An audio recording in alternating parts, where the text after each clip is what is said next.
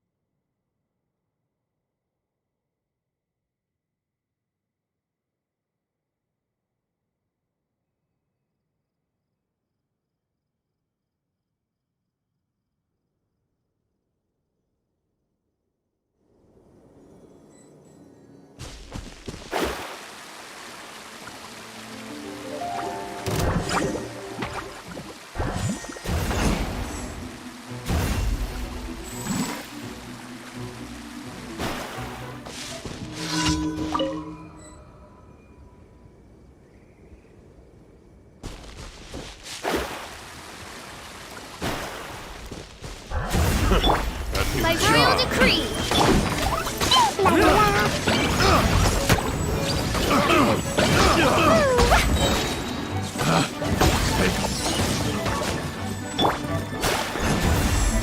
Midnight Phantasmagoria! It has a beautiful name.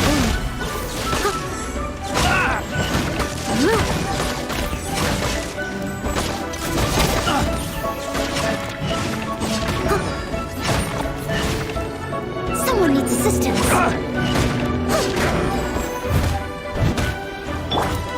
Written in the stars! Have a little taste.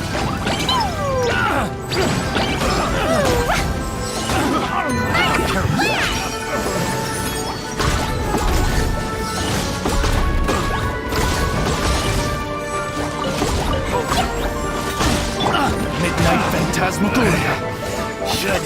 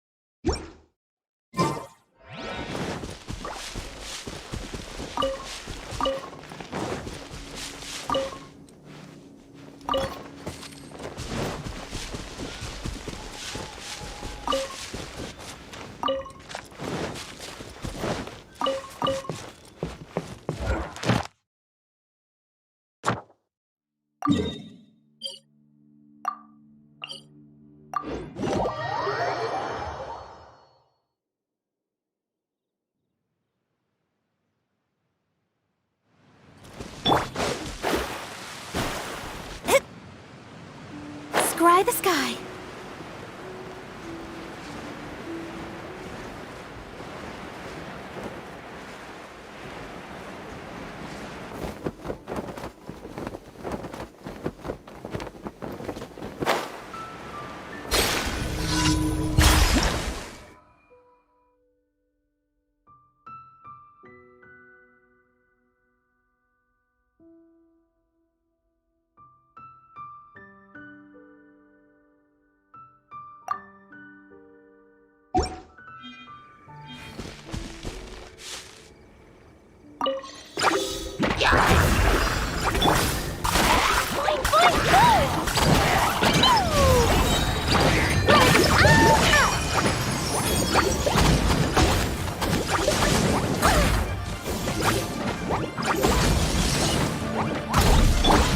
is upon you.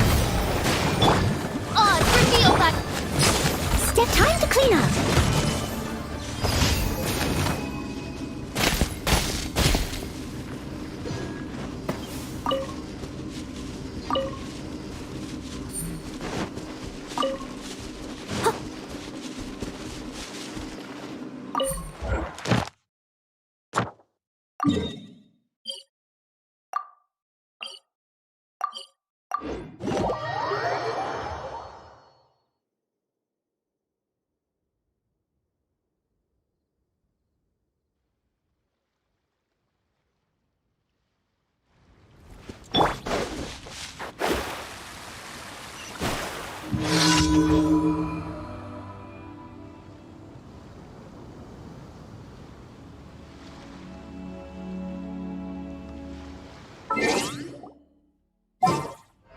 Divination is...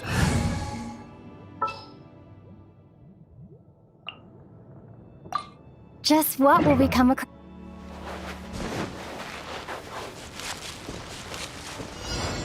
Drop! By royal decree!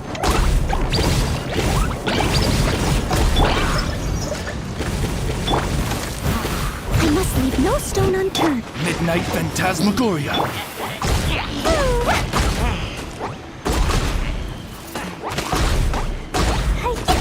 La la la. Starfall!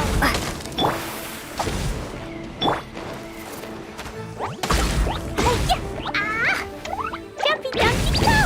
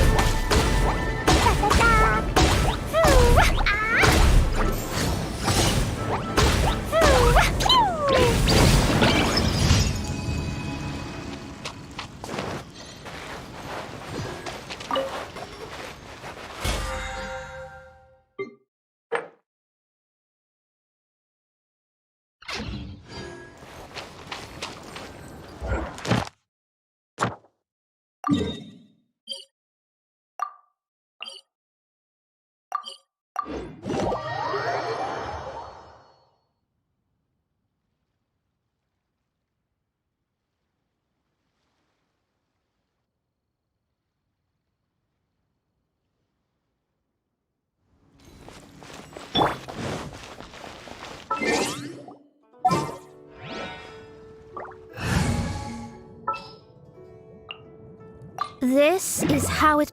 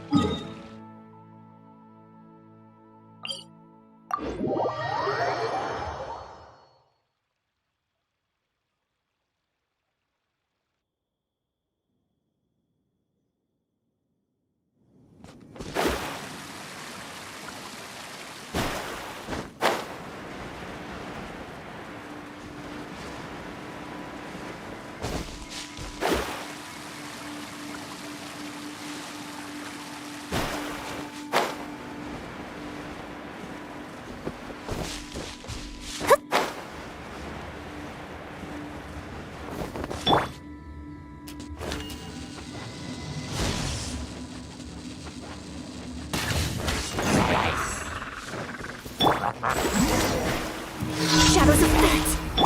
By royal decree! No rest for the wicked. My God!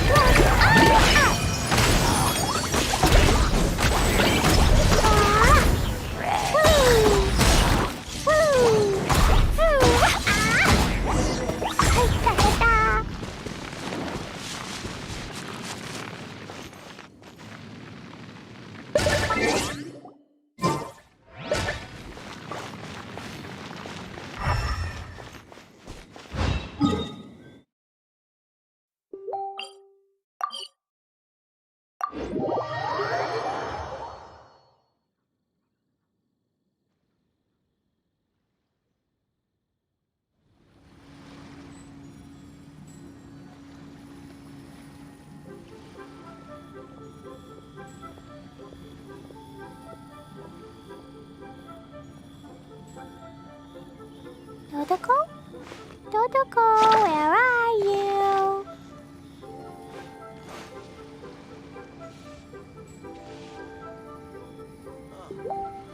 What should I try this time?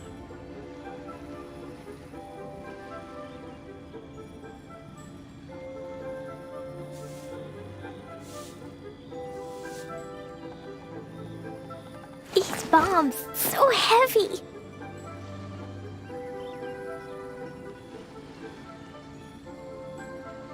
Oh, what should I try this time?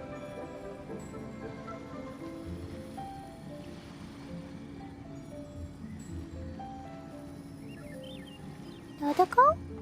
Dodoko, where are you?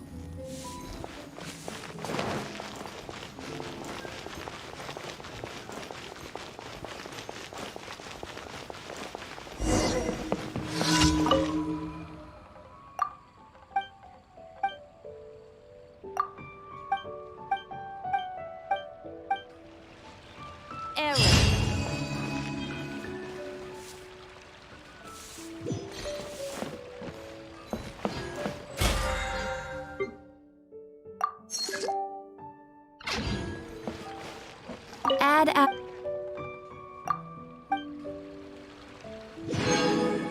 Add Astra at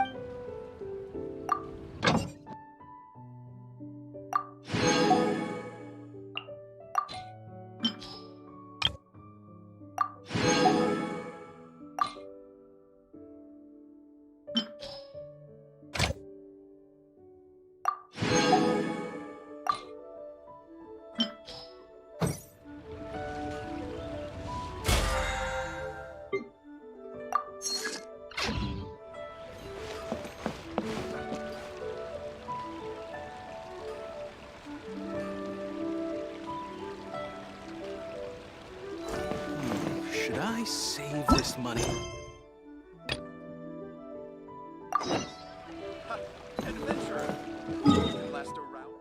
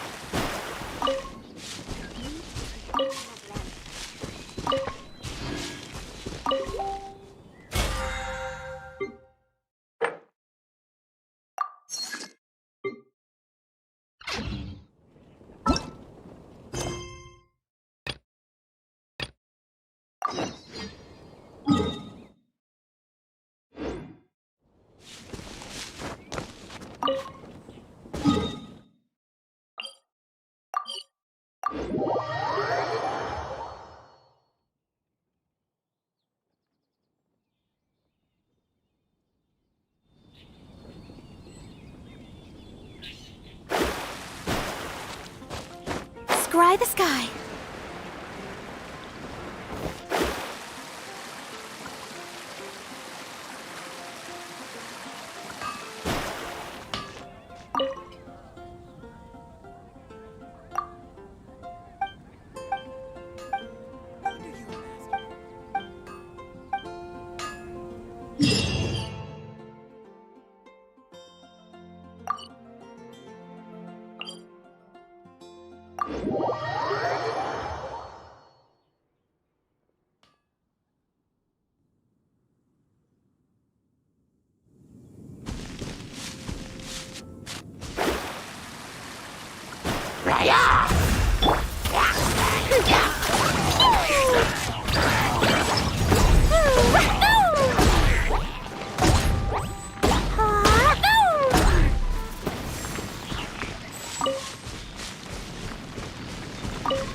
La la la.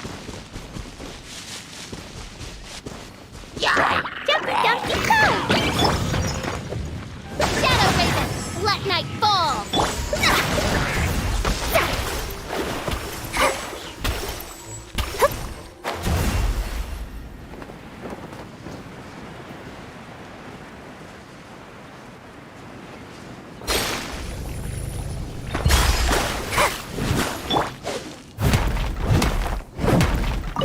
Someone needs assistance.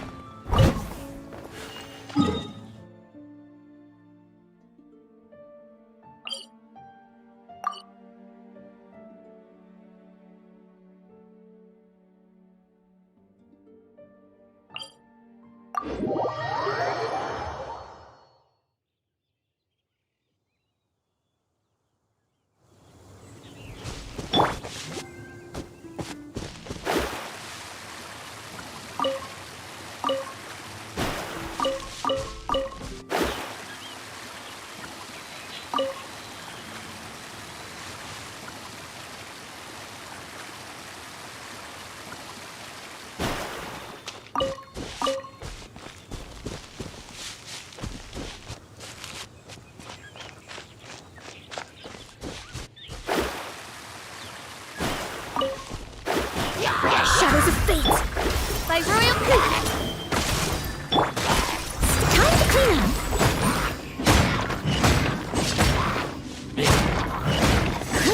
Someone needs assistance.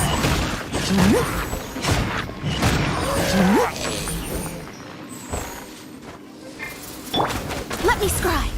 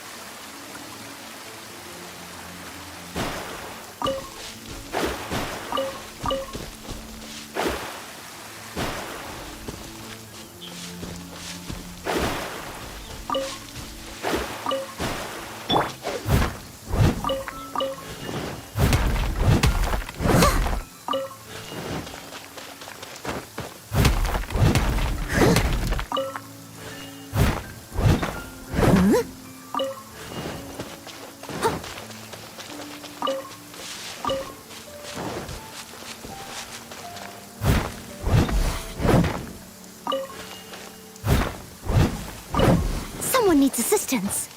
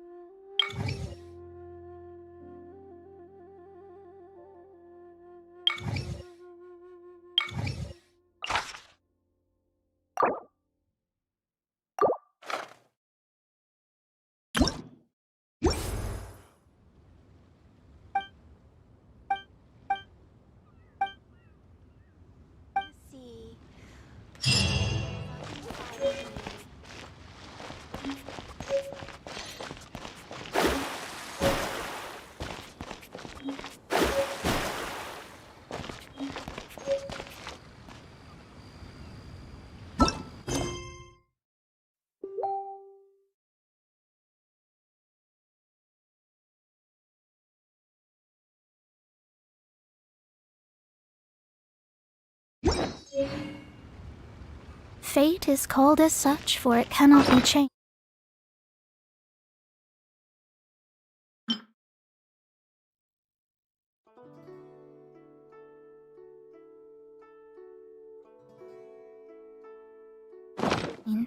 Nor can it be reversed. It can only but be accepted. Should I save this money or invest it?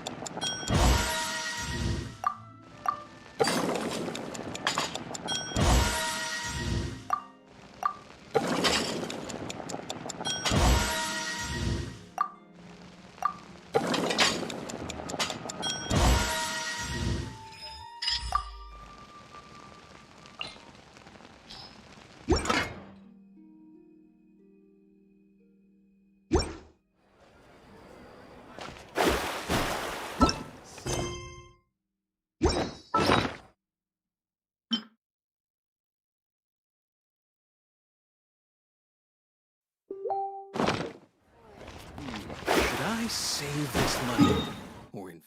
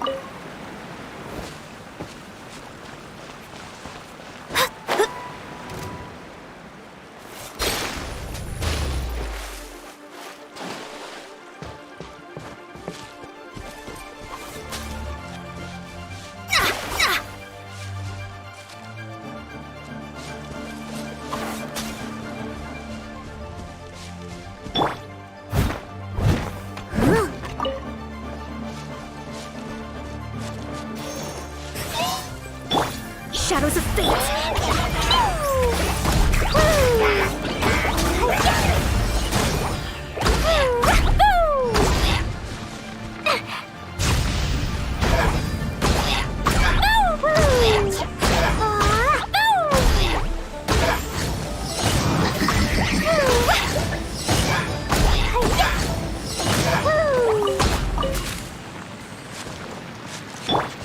Someone needs assistance.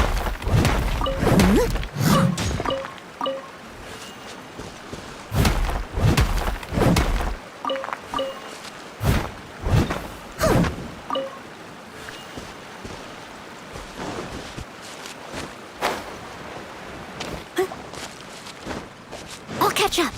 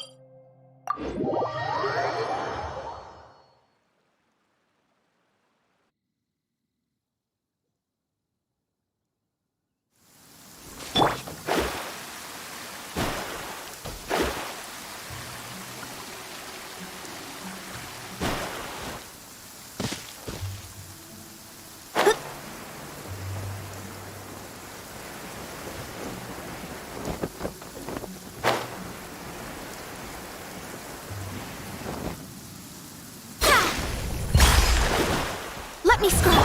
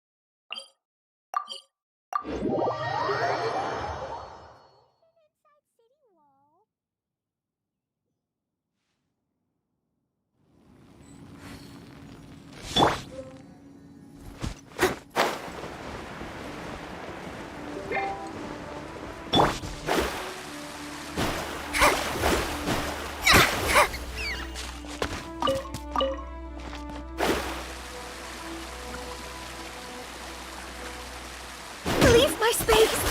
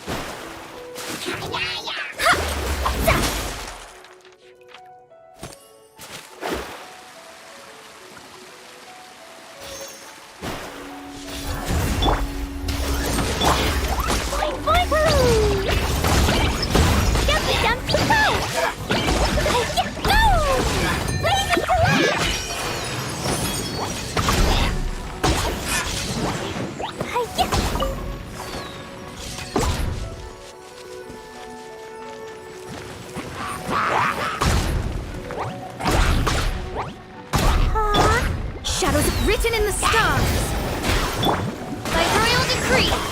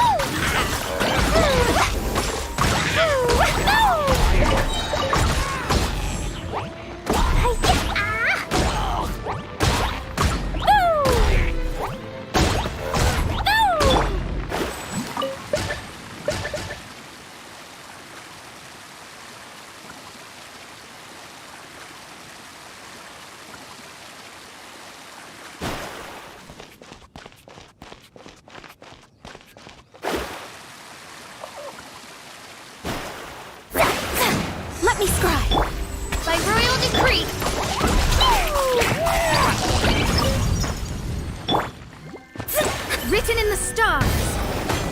Midnight Phantasmagoria.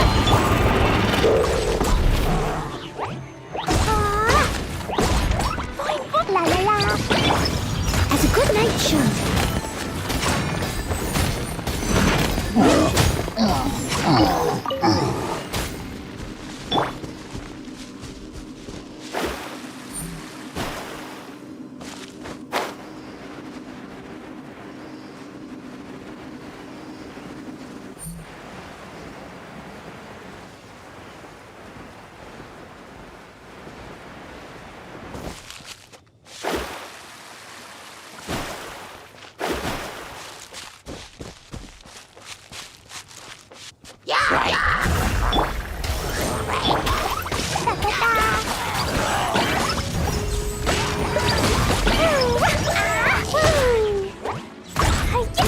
La la la.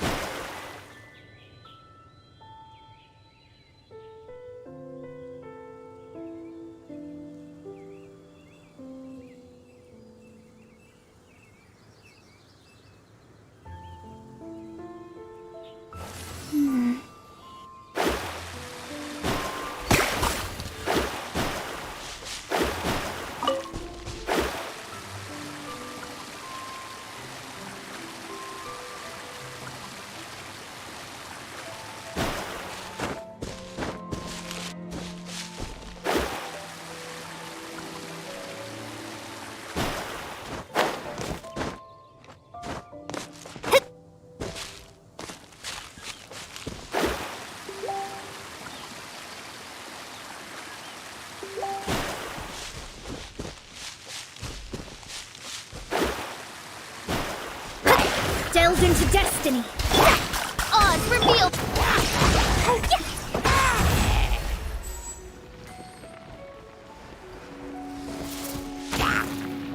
Dumpy dumpy go.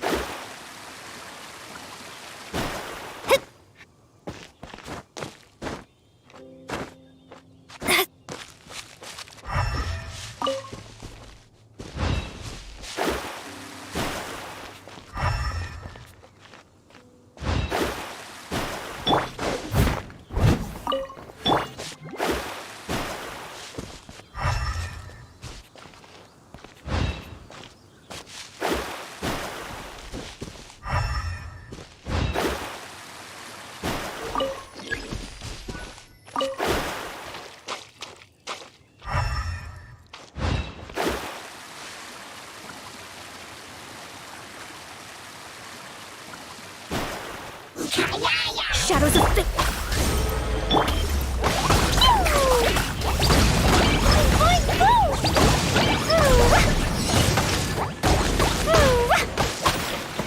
Written in the stars.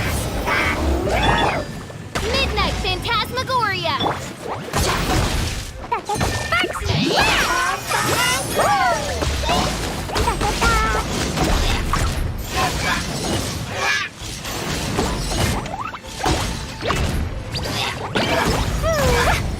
La la la.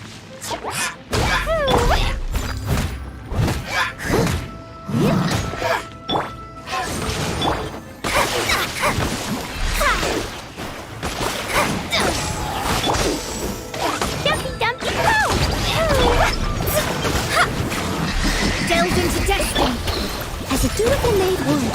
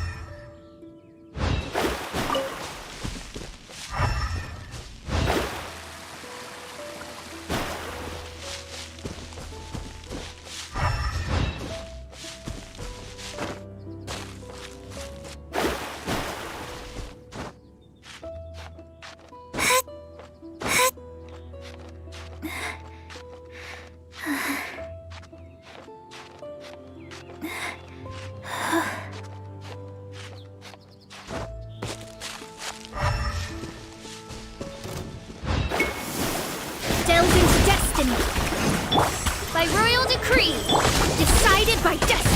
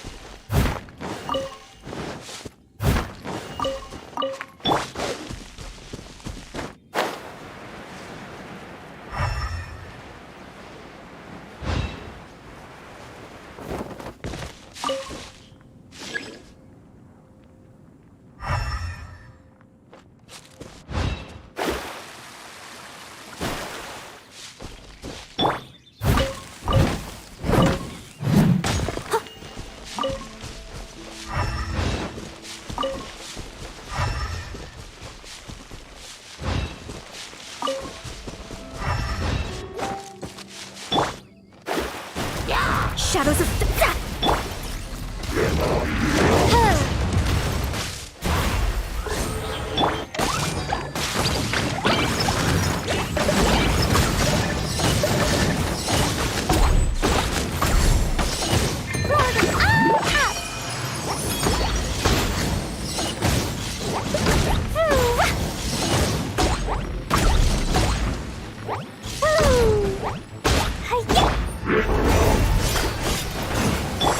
by royal decree.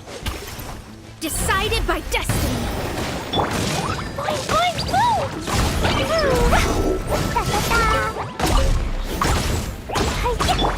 Shadows of fate. As you wish, maiden Fräulein. Boing, boing, boom! Blazing delight!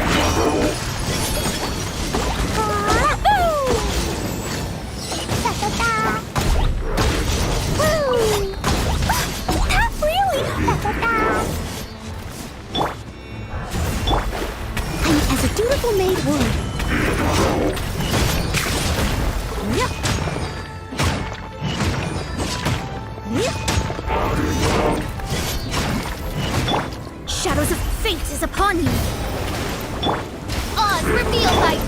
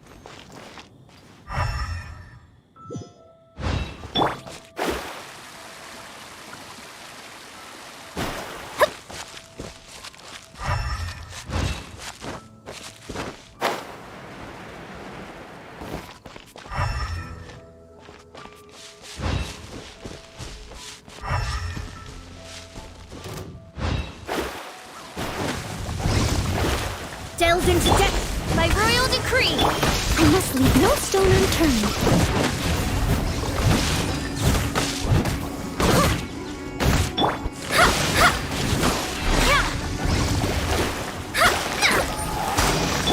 Midnight Phantasmagoria.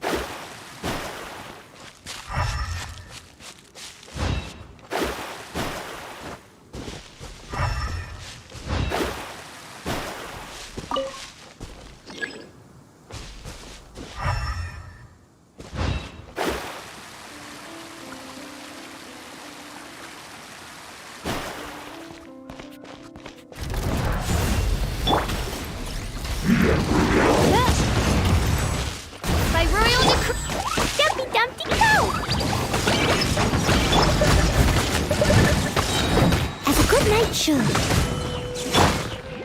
Written in the stars.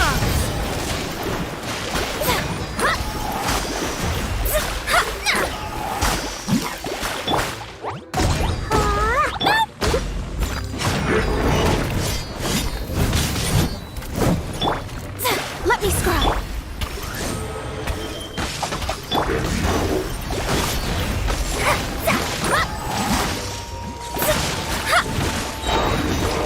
Fate is upon you. Shadow Raven, let night fall.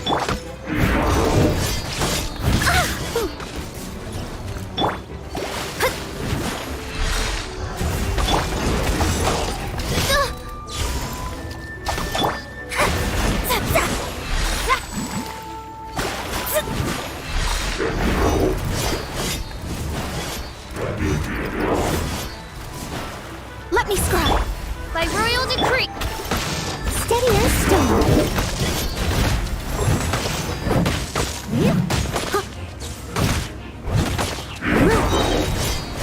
Time to clean up. Delved into written in the stars.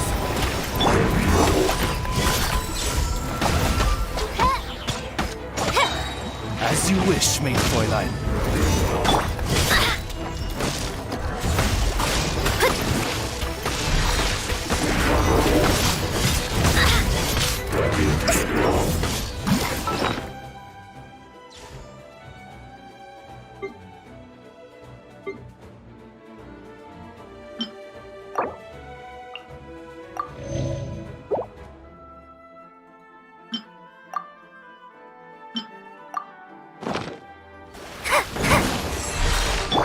By royal decree. Delved into destiny. Written in the stars.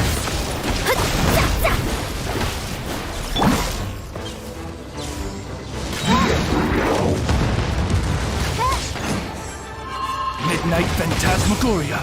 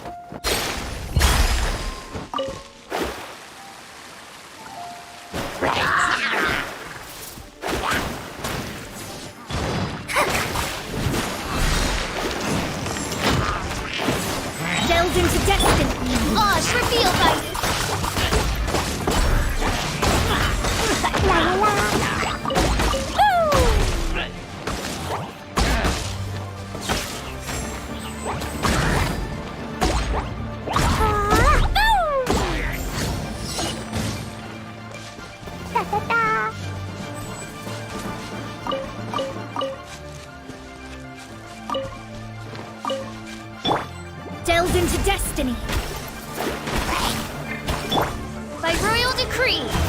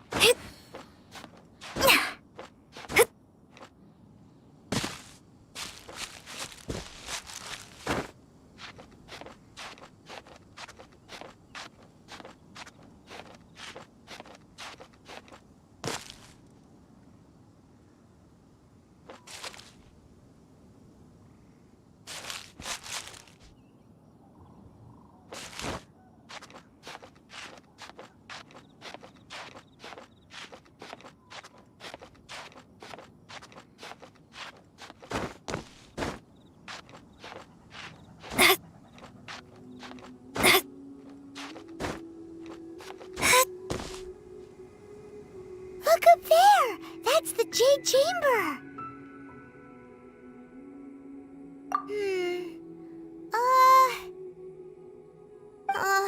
This is bad. Paimon's supposed to be your guide, but Paimon doesn't know where the way up to the Jade Chamber is.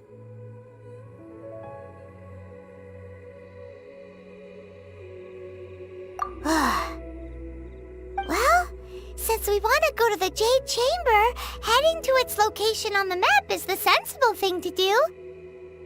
Let's look around. There has to be a way up there nearby.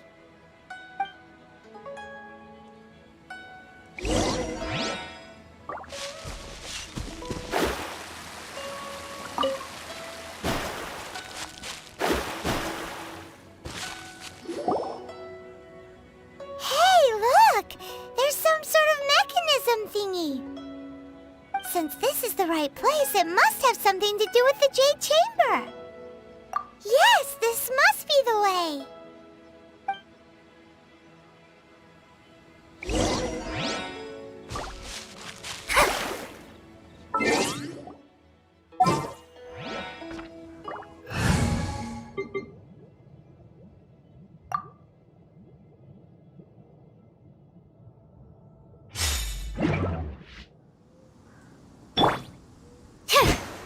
Stand clear.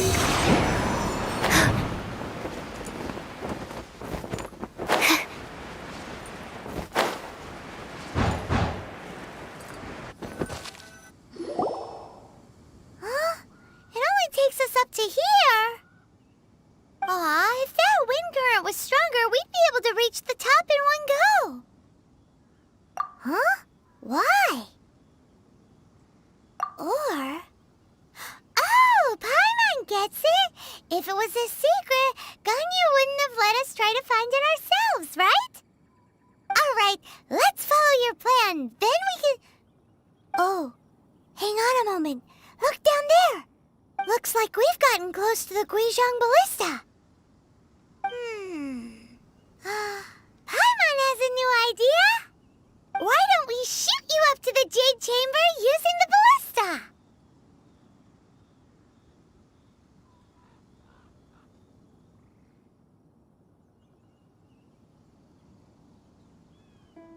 Oh, right. This method does seem a bit unsafe. Oh, that's right! Now that you mention it, we could use the Guizhong Ballista to see if there's another way up nearby.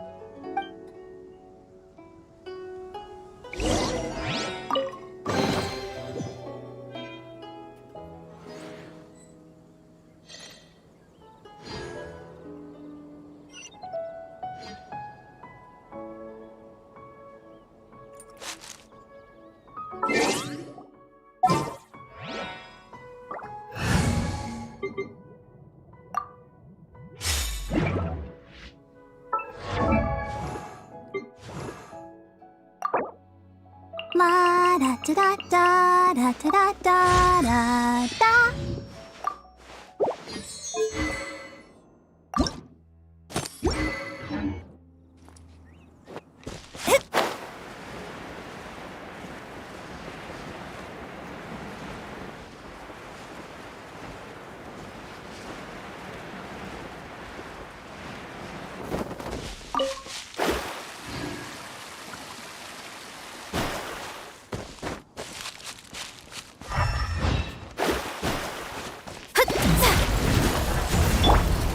feel my...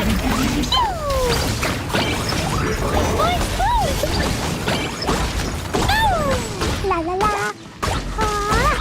La la la. Let me scribe. Fate is upon you. Wings of darkness, come, sever night from day. Blazing to light.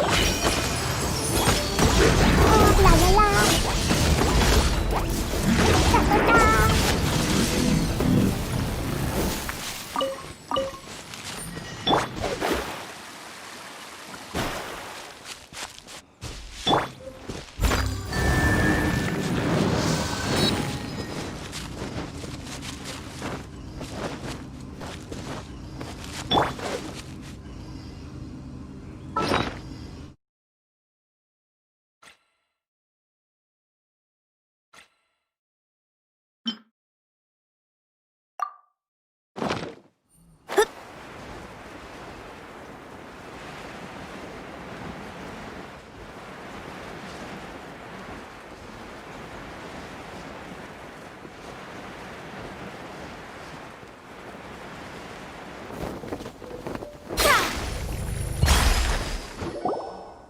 Halt! Who trespasses on these hallowed grounds?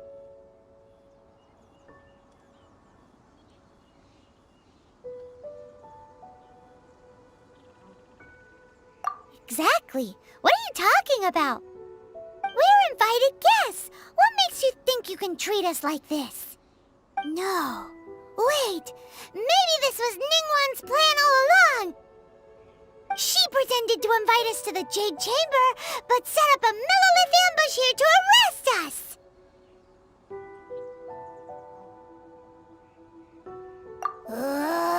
Now Paimon's mad!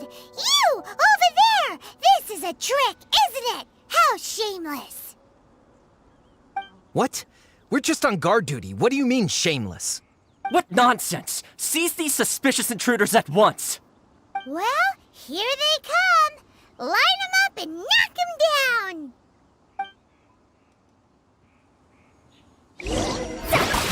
Delved into destiny by royal coup.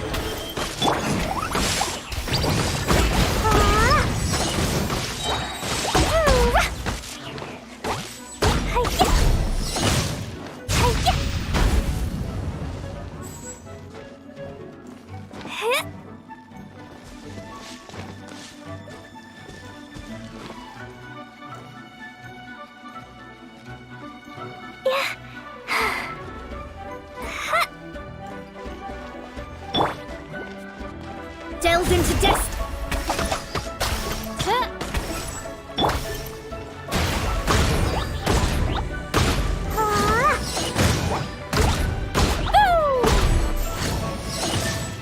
La la la. Who goes there? Attack! Let me scribe. Leave by royal decree. Blazing to light!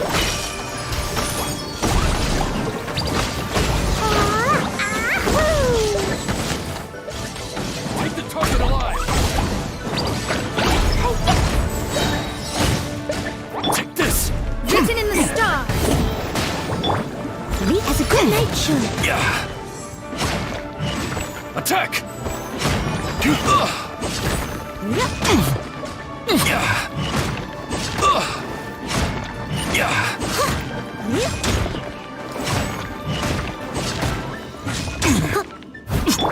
Delved into destiny. Odds reveal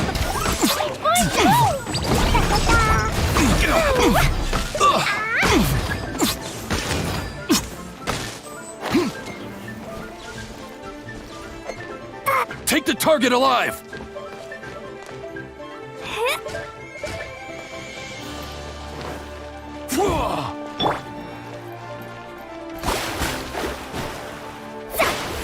Attack!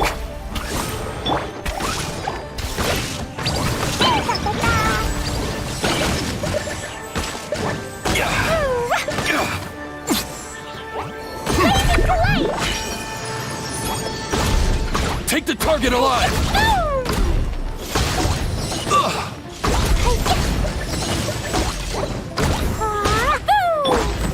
Let me scribe.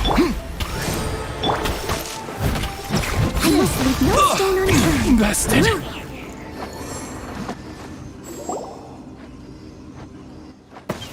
Stop! What's all this about? Lady Kuching, these two strange people suddenly appeared. They seem to have designs on the Guizhong ballista. Who are you calling strange? You want to go to the Jade Chamber? Who are you? We're invited guests here to look for the Liyue Qixing. Who are you? Well, as it happens, I am one of the Liyue Qixing. Oh, I'm Kuching, the Yuheng of the Qixing. I know of you, traveler. You're Ningguang's guests, yes? Didn't expect to meet you here in the mountains. wow. Paimon didn't think we'd meet some super rich big shot out here in the middle of nowhere either. The Guizhong ballista in Tianheng Pass has long been in disrepair, and yet it was fixed in a single night. I came here to investigate that occurrence. These Millilith are just here to guard the scene, not to arrest anyone. So this was all a misunderstanding? Paimon never would have thought. Anyway, for a mortal to be able to repair an Adepti mechanism is quite the mystery, even to the Qixing. That was...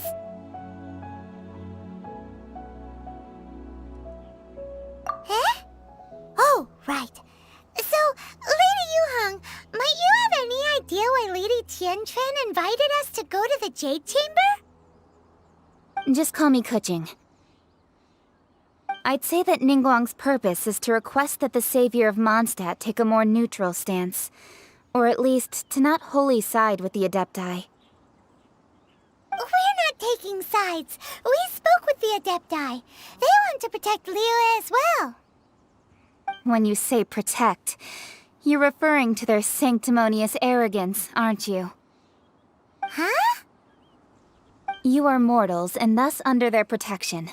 There was no way they would have regarded you as someone with the ability to assassinate a god. Naturally, they would also regard Ningguang's locking down the area, questioning the citizenry, and pursuit of the assassin to be pointless work. Perhaps they even wonder if there might be a cover-up. I'll say it like it is. They're underestimating us. Well, you've got a point there.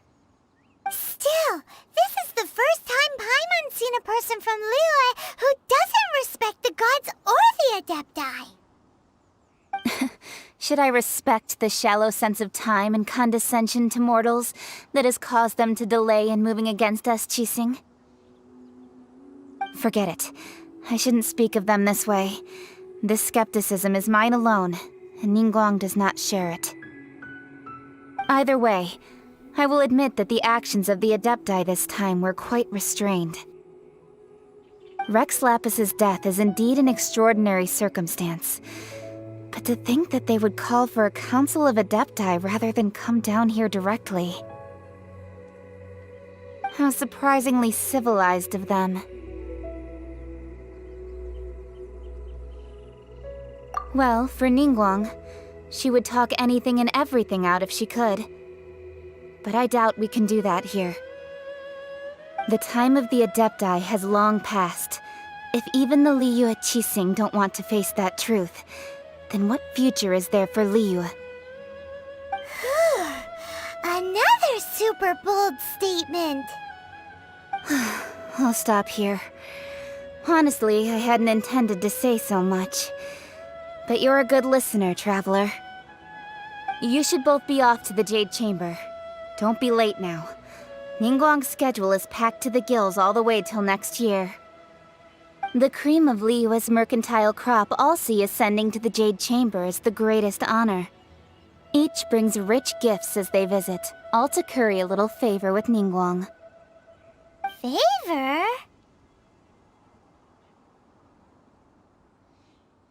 But... Wait, that's right! Greeting gifts are a staple of Liyue's culture! We need to get one.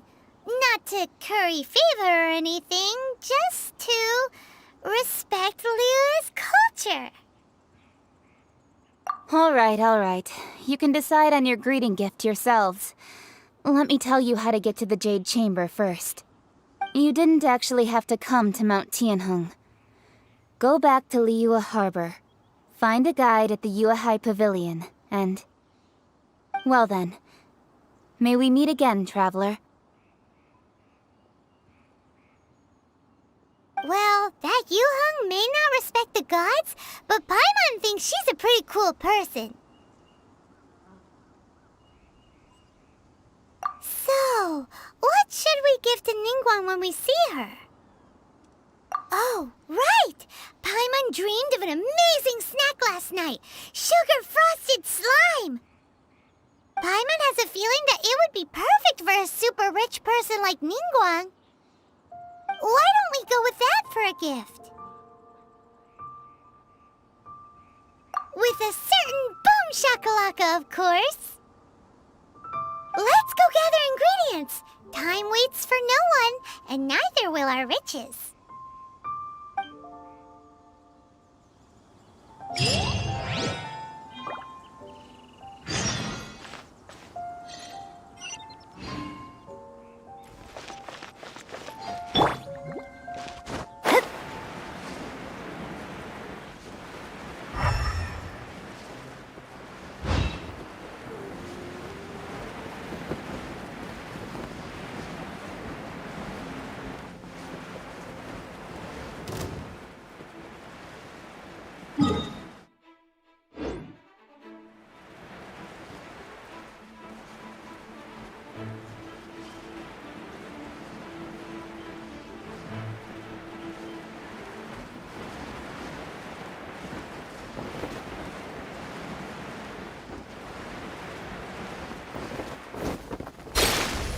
Ooh, look at that slime!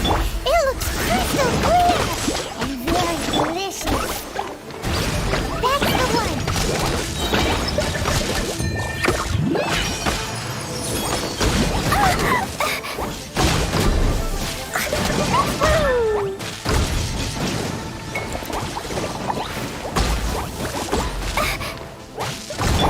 Fate is upon you! By royal decree!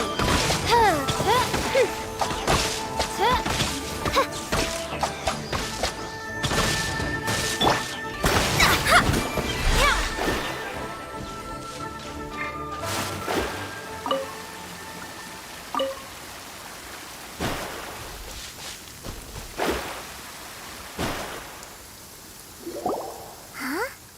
Is it just Paimon? Or is there a sweet fragrance in the air? Huh? Did you hear that?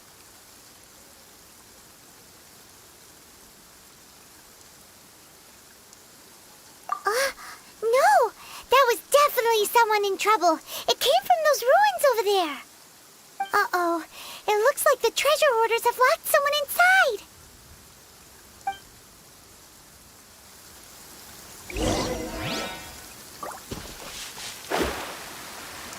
There's no Shadows of fate! Oz, reveal thyself! Step time to clean up.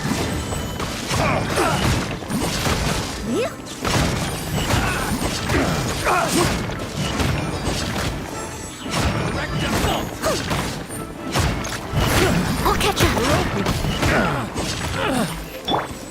Let me scry! Written in the stars!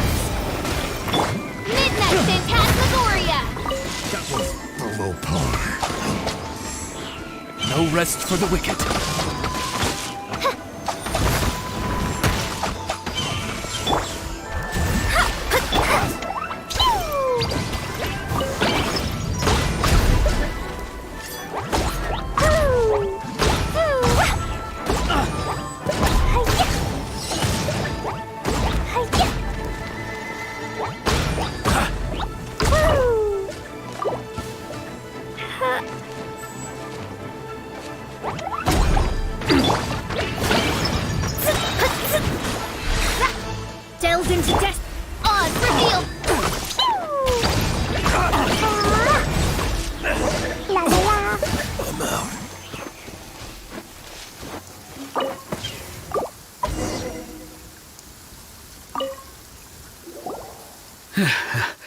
Thank you for your help, kind travelers. If you hadn't come to my aid, I surely would have rotted in this cell. Those treasure hoarders. When their mood was good, they'd rearrange those pots of sweet flowers. When they were in a bad mood, they'd rearrange my face. Aw, it was nothing. No need to thank us all at once or anything. I understand. Don't worry. I will compensate you both. Don't say that. I only escaped this predicament because of you. I'm Meng Dan, a supplier for Mingxing Jewelry in Liyue Harbor. I often walk around these mountains in search of antiques. I never expected that those treasure hoarders would have their eyes on the same ruins that I had. Before I knew it, they'd caught and imprisoned me. Is there anything that you lack? Antiques, treasure, various knickknacks, you name it. Well, as long as you want what I have to offer, of course. Wait a moment. Actually, we are looking for something. Oh? And what might that be? Do you have a box that can store presents? We'd like a pretty one. The kind that you can use to store snacks. Of course we do. How can one sell antiques without gift boxes? At Mingxing Jewelry, we have the best gift wrapping service in the 7 nations. Now just give me a moment and I'll let the boss know. You can go see her whenever you require that box. Great! Paimon Sugar Frosted Slime now comes in a beautiful package.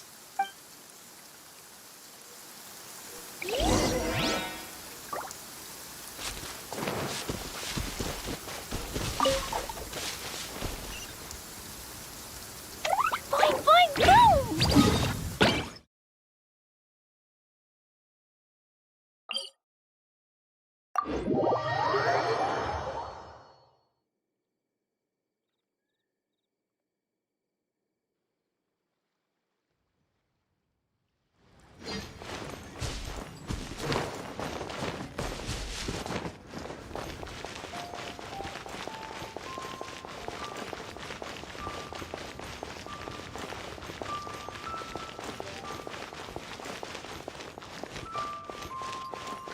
Jewelry's out of stock, but we have some new items in.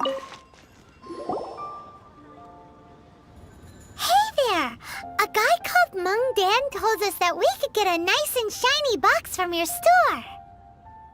Uncle Meng already told me about it. Thank you both for saving him. Many of the best goods in our store were found by Uncle Meng.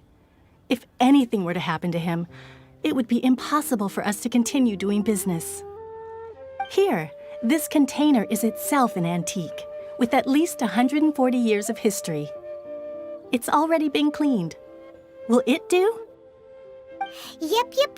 It's great! Hang on a moment. Could we borrow one other thing? Sure, please help yourselves, as long as it's on our shelves. Traveler, this clay pot looks really awesome. If we use an antique as our mixing bowl, we should be able to make a great snack. It's done! The one and only sugar-frosted slime! Carefully now. Into the box it goes and dust it over with a bit more powdered sugar. Oh yes, you might want to use these 2 freshly picked flowers as decorations too. Woohoo! It looks beautiful!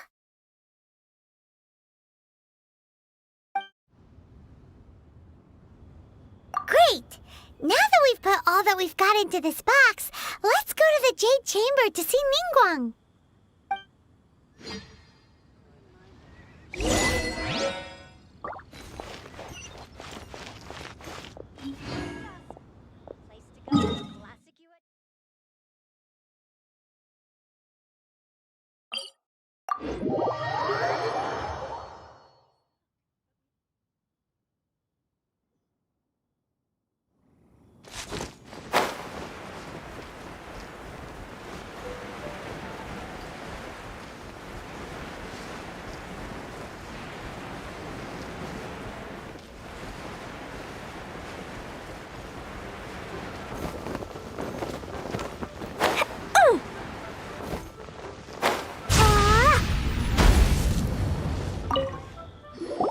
According to Kuching, this is what we should say. Excuse Excuse me, do you sell the moon here? Yes. How many would you like? It's not convenient to speak of numbers here. Ah, well said. Please, use this to ascend to the chamber. Yes, speaking of which, are you two the guests that Lady Ningguang has arranged to meet with today? Yep. And yet the code they used was not the one for guests, but for the Yuheng. What's going on here?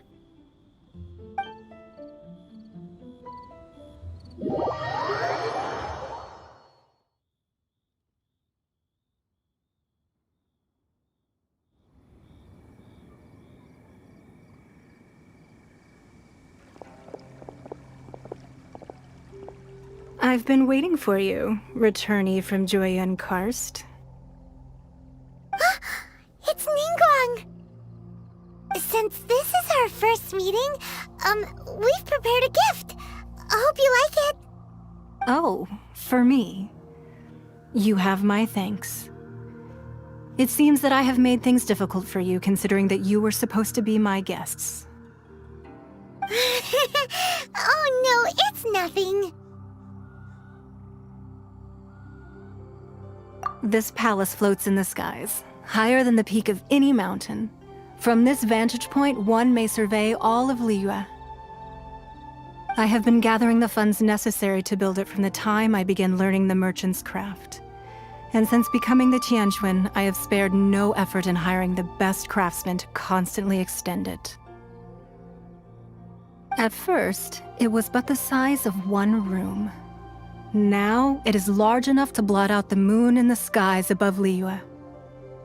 One day, I believe it will overshadow all 7 nations. Not many from outside Liyue earn the right to ascend to the Jade Chamber. But I have been in correspondence with the acting Grand Master of the Knights of Favonius, who spoke highly of you. As such, I have been putting eyes and ears out ever since you reached Liyue. What? And I finally got wind of your movements when you were on the way to Wangshu Inn. Wait, was VER1.1 one of your people? Just Virgildet? No. Everyone at Wangshu Inn is one of ours.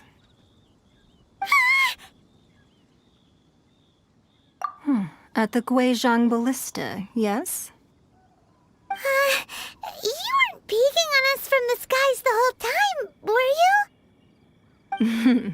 I fear that peeking would have been a little difficult from this altitude.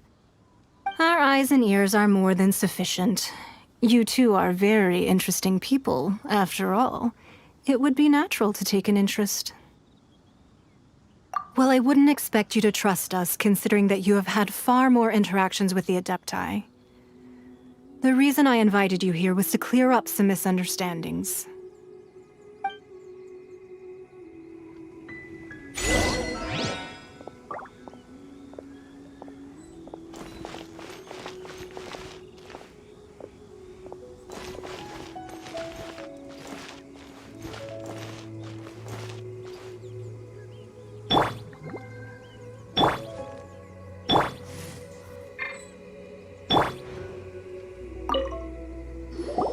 I believe that you've heard of the Archon War.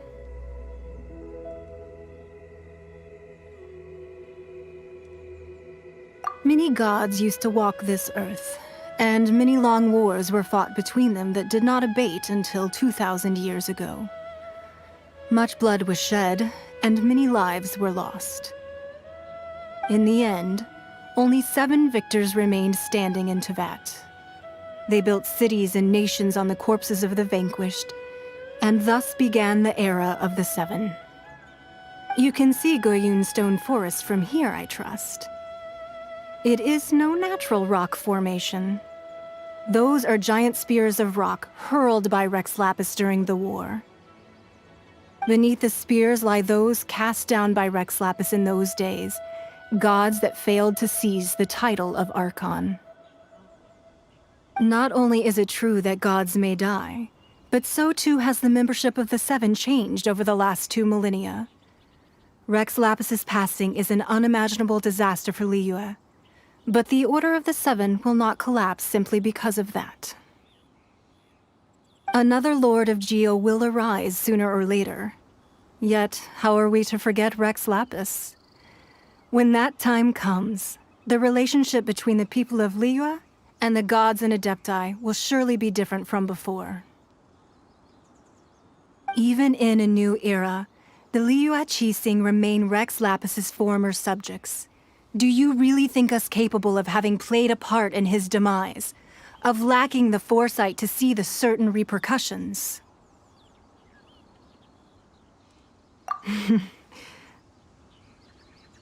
That day at Yujing Terrace, it was also very sudden. Even I was caught completely off guard. You were there, you no doubt saw. But our enemy has long lain hidden within the harbor. If we do not act against them now, they will surely gain the upper hand. Hiding the Exuvio was a necessary maneuver to take the initiative back, to play the spider while our foes scurry about. Who's this enemy you're talking about? What do you think, traveler?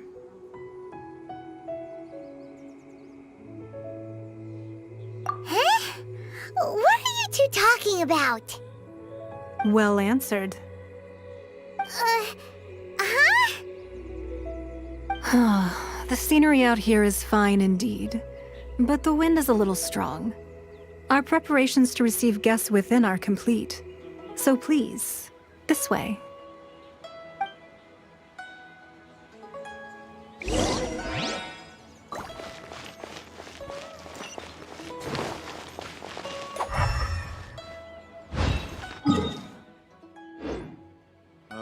I need a more physically demanding job.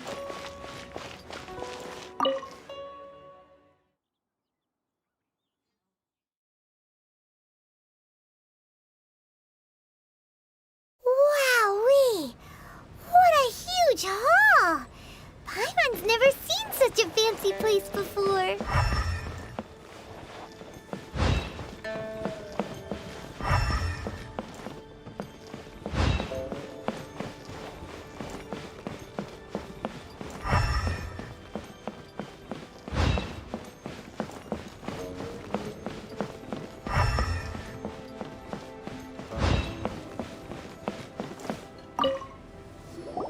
Be at ease, you two.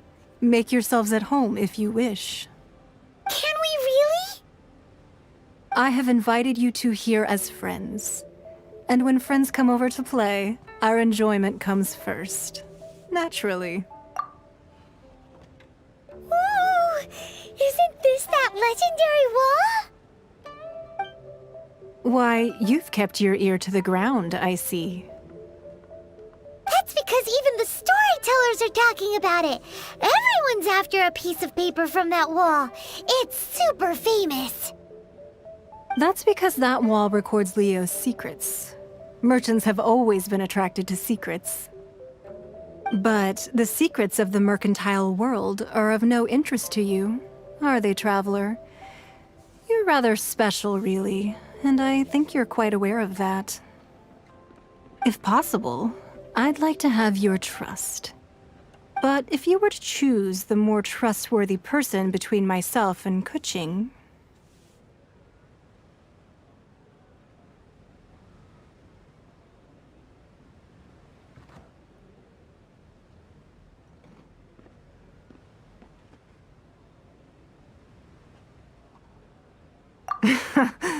You'd pick Kuching? Nah, I had a feeling. I originally thought her a bit too hard-headed. With someone of her character on the Qixing, I've had some extra messes to clean up behind the scenes. But after she said those words, the time of the Adepti has long passed. If even the Liyue Qixing don't want to face that truth, then what future is there for Liyue?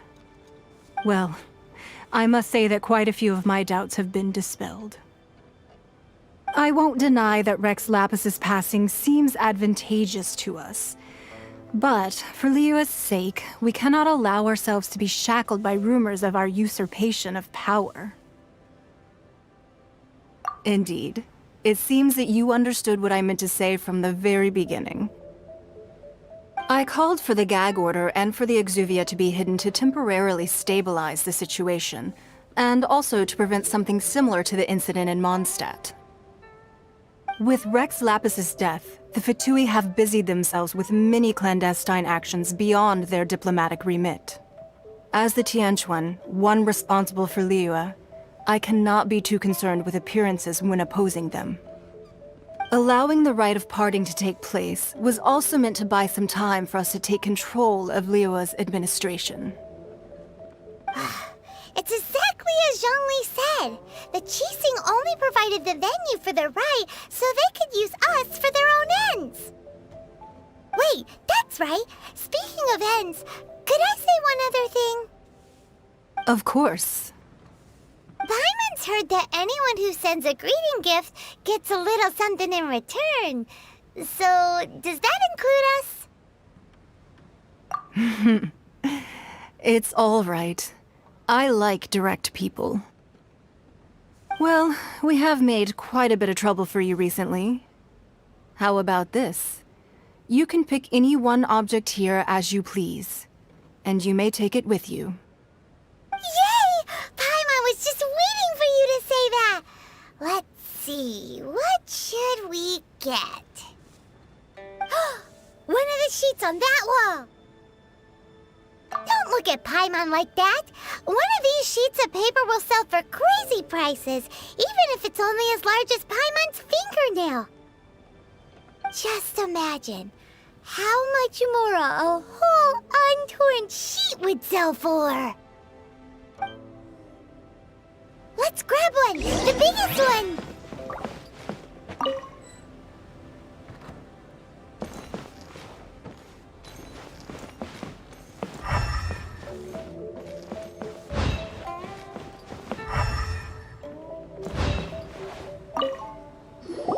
Huh? Well, that was an easy search. The biggest sheet is right up there in the most obvious spot. Let's go with that one. La la la la la. Let's see what's written on it. Huh? There's a place marked with a circle on here. Oh, could it be treasure? Whatever it is, it better make us filthy rich. Let's see what's written over here. Sigil of permission, something, something, Fatui, research, copy. Huh? Aw, that doesn't sound like treasure at all. This piece of paper shows that a Qixing spy discovered traces of classified Fatui research on the Sigil of Permission. Oh, Ningguang did say that the Fatui have been up to all kinds of mischief in the shadows of Liyue, spreading rumors, wanting to get their hands on the Archon's body and whatnot. But research on the Sigil of Permission? Paimon wonders what they're up to. Speaking of which, there's also some connection between you and the Sigil of Permission. Seems there's still more for us to find out.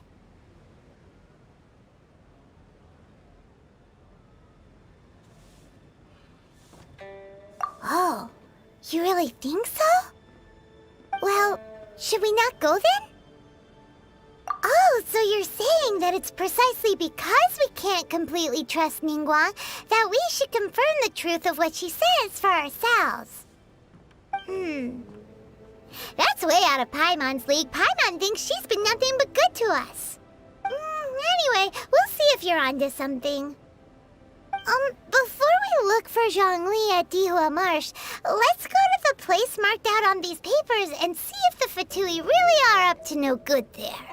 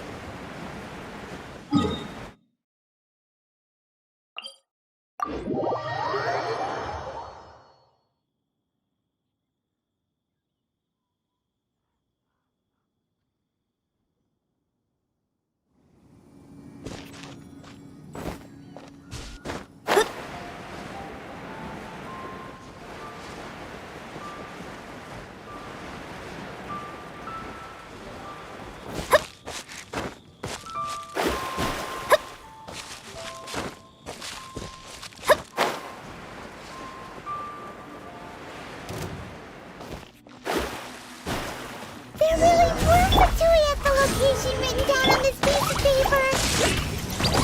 And they were really mad at us too.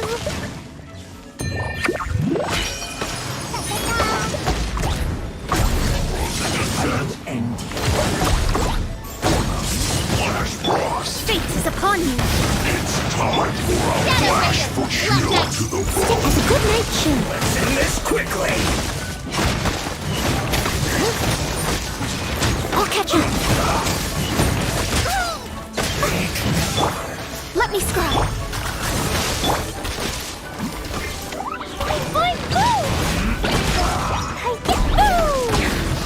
This is trouble.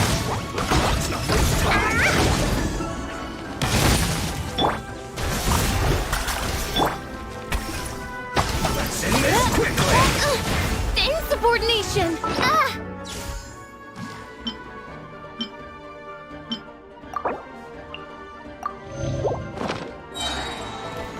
Shadow Raven, let night fall. Delve into destiny.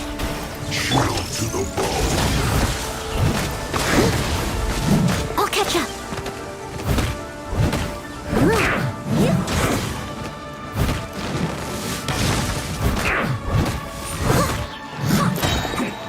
I'll catch up.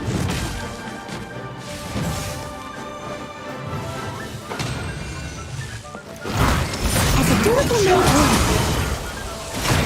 Must counterattack! I must leave no stone unturned.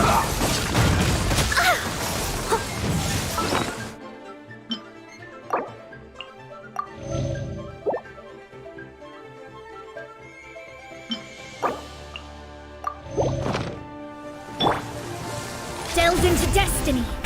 Waste time! Decided by destiny. La la la. La la la. End this quickly! Blazing light.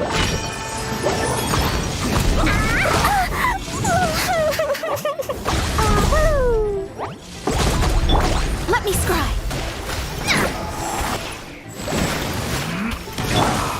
Midnight Phantasmagoria!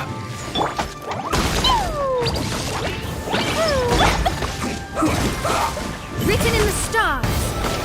Shadows of fate.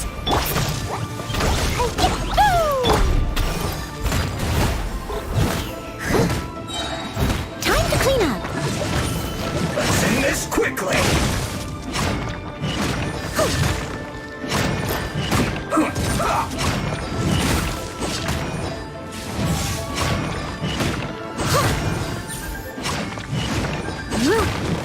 Leave it all to me.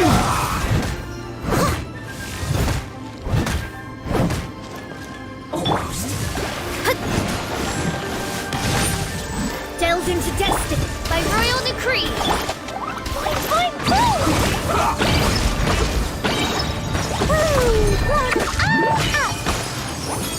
Decided by destiny. Let's end this quickly!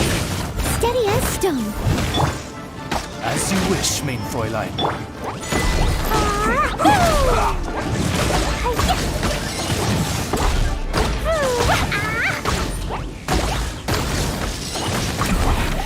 This isn't good.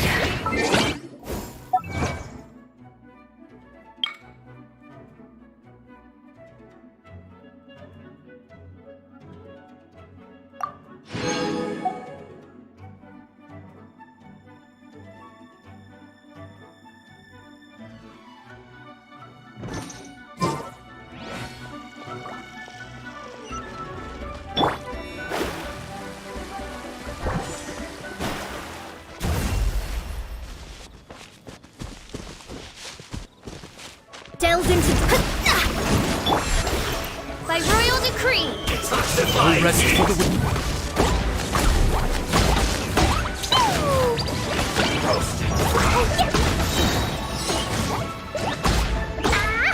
This was well done. You need a Let me hurry stop. up. Wings in darkness. Come. Blazing delight.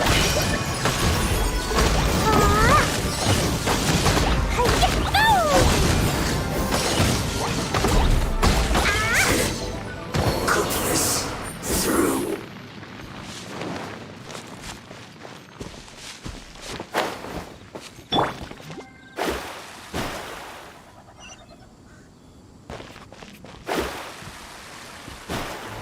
Let me scribe. By royal decree. Go on, give me your Boing, boing, boom! Fate is upon you. Shadows of fate. Blazing delight. Get out my duty. And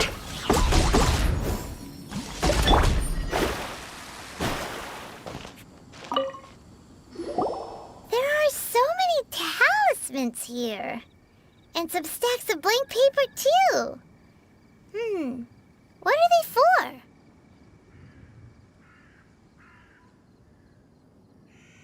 Paimon's seen this pattern before. But where? Oh, Paimon knows! It looks just like the sigil of permission the child gave you. But how did a relic of the Adepti end up in the hands of someone like Child?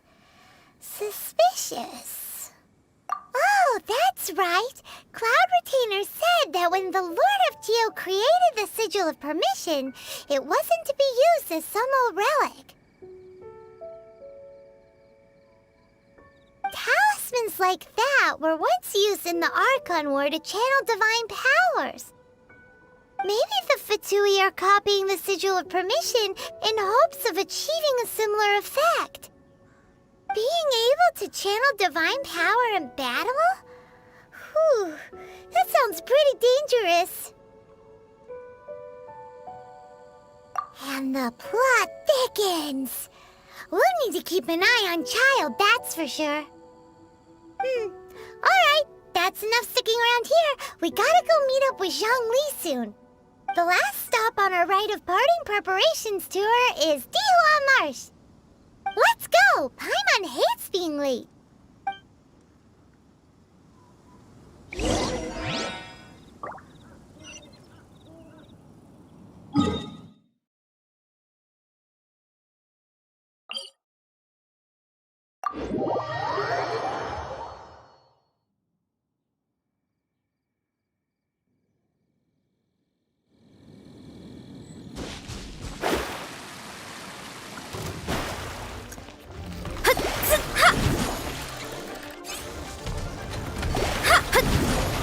Shadows of fate. By royal decree.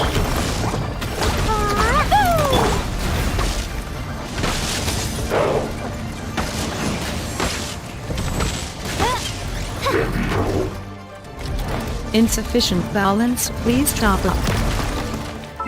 Insufficient balance, please chop up. Insufficient balance, please chop up.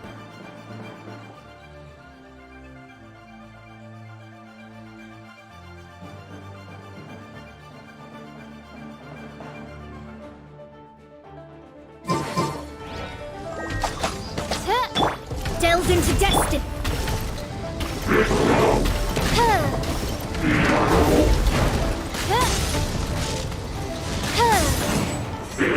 Odds revealed. Decided by destiny. Jumpy Dumpty go! Boy, go! First splash!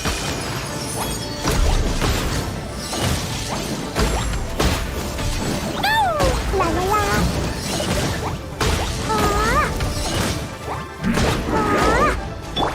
Let me scrub.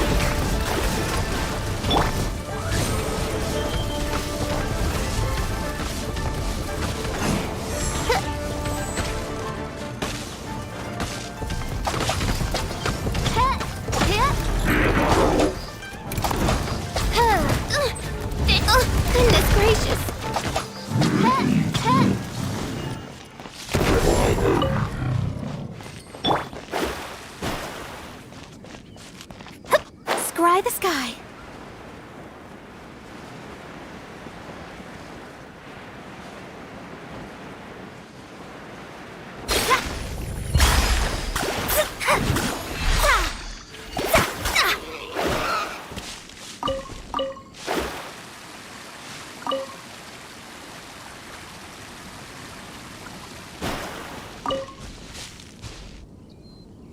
Right on time. I myself only arrived moments ago. Did you enjoy your visit to the Jade Chamber? It was so big and pretty and expensive. Paimon's never seen such a fancy schmancy place before. Indeed. It's second to none in all of Liyue. Then you met with Ningguang, I trust? What did you talk about with her? She's super rich and so generous. Paimon thinks she's very friendly. Yeah, her take on Ningguang is quite different from Paimon's. She thinks that even the tactless Yuheng is more trustworthy than her. Oh, so you also met with Keqing then? What did she have to say? She said the time of the Adepti has long passed. If even the Liyue Qixing don't want to face that truth, then what future is there for Liyue? No respect for the divine. Indeed, contrary to the ever-bold Keqing, Ningguang is more of a businesswoman at heart, though they are both members of the Qixing. Although she's friendly, there's no way of clearly discerning her true intentions. Yes, she has only relied on herself to rise to her current position. No ordinary person could ever achieve that. It's said that she's the one behind the constant expansion of the Jade Chamber. It's the second most important thing to her. Even if she ever gave up the position of Tianquan, she would never give up the Jade Chamber. The Jade Chamber is only second. What's the most important thing to her then? Why, Mora, of course. All Ningguang talked about was the Fatui this and the Fatui that. She said that after Rex Lapis was murdered, the Fatui have constantly been trying to sink their fingers into Liyue, and that they aren't to be trusted. That is how the Fatui have always been. It doesn't surprise me in the least.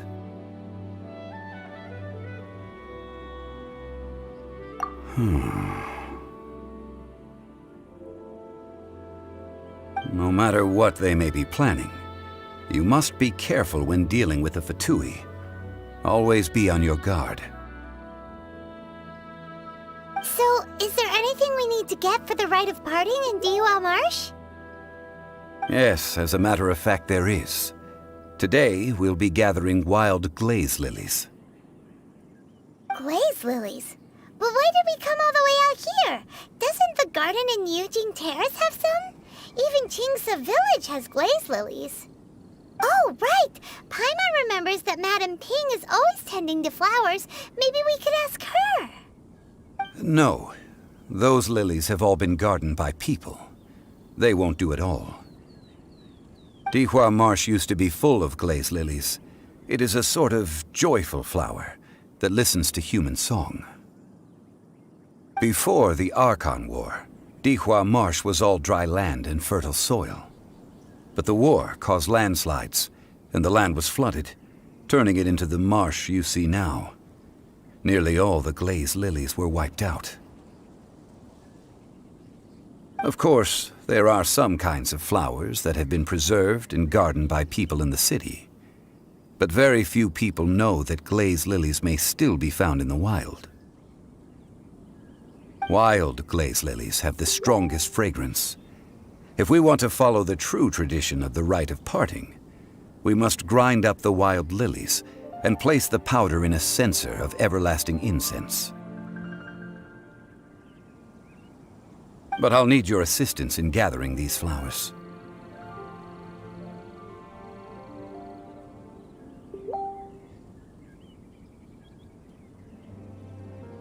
No, I need you to sing to them.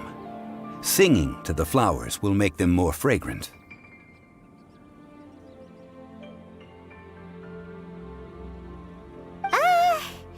So how good is your singing? Really? Why doesn't Paimon believe you? We'll only know once she starts singing.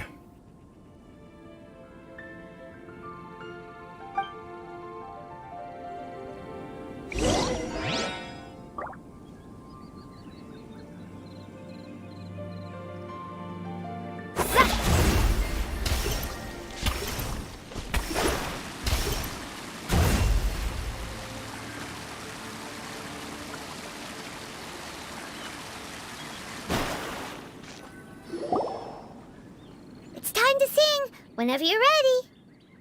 Da da da da da da da da da da da.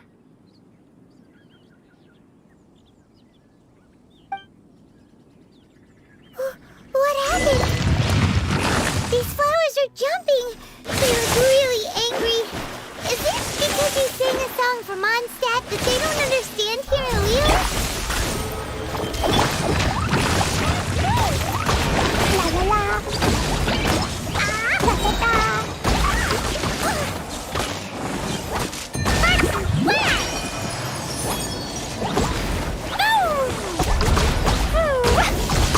La la la.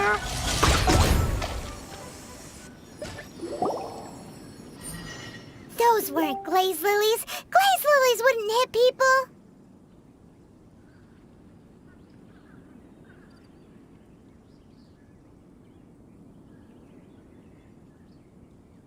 This little monster is known as a whopper flower.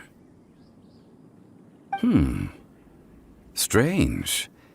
These petals look interesting.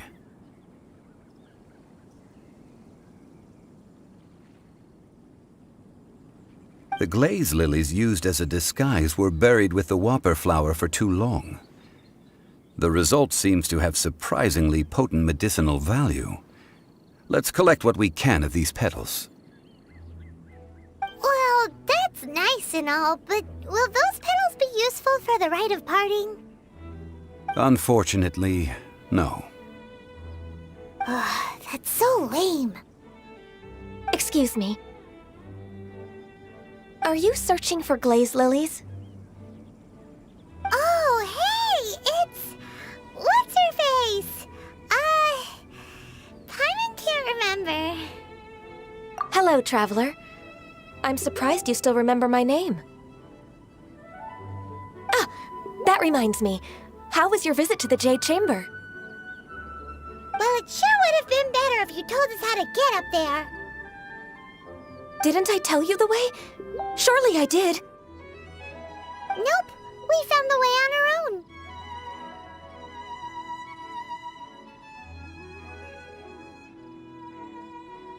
Oh, I see. Uh-oh. I guess I really did forget to tell them. Huh. Something seems a little off about Ganyu. She's acting different from the first time we met. Where's her serious attitude now? Ah, well, I met you at that time as an emissary of the Tianquan. But now, I am simply out on a stroll to see the flowers. You came all the way out here to see the flowers? Why not just enjoy the gardens of the city? Yujing Terrace is where Rex Lapis parted from this world. If I strolled through those lonely gardens now, I wouldn't be able to bear it. Whenever my duties take me near Yujing Terrace these days, I draw the windows to block my view of the gardens.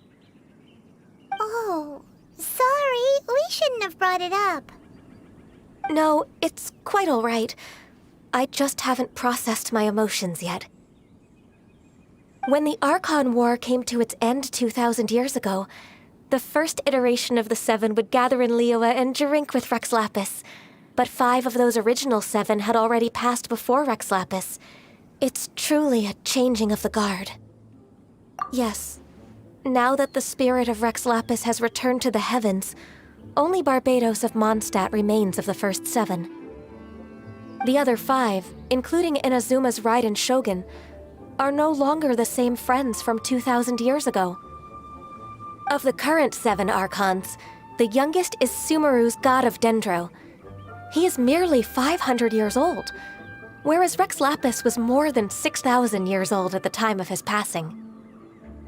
This means that Liyue had been under Rex Lapis's rule from the moment it was first founded 3,700 years ago.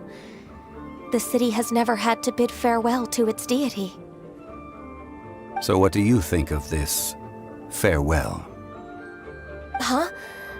This is a little sudden.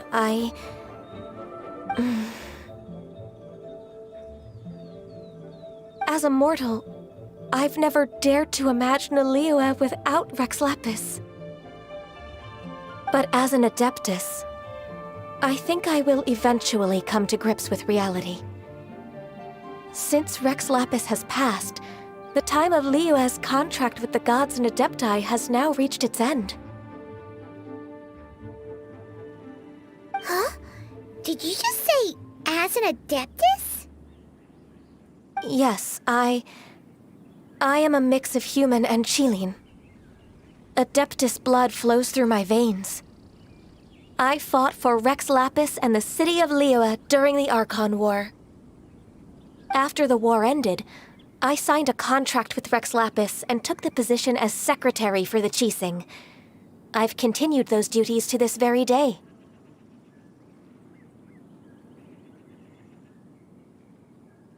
Well, let's save that conversation for another day.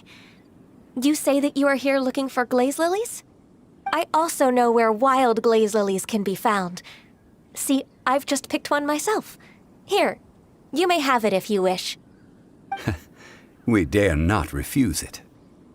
Oh, so did you sing a song before you picked the lily? Indeed, I did. I know this tradition well. In fact, I sang a local Liyue ballad to it. Wow, so you really know your stuff, too. Thanks, Gunyu. No, it is you who I should be thanking. If not for this chance meeting, I never thought that I would be able to contribute to the upcoming farewell for our ancient lord. If you would excuse me, I should return to my work now. Good luck. And that just about does it. Our preparations for the rite of parting are mostly finished. Given the ease of picking glaze lilies, I think this was a fitting end to our tasks, in more ways than one. Yeah, Paimon can already imagine him starting a business in Liyue. I've had enough ventures in my life already.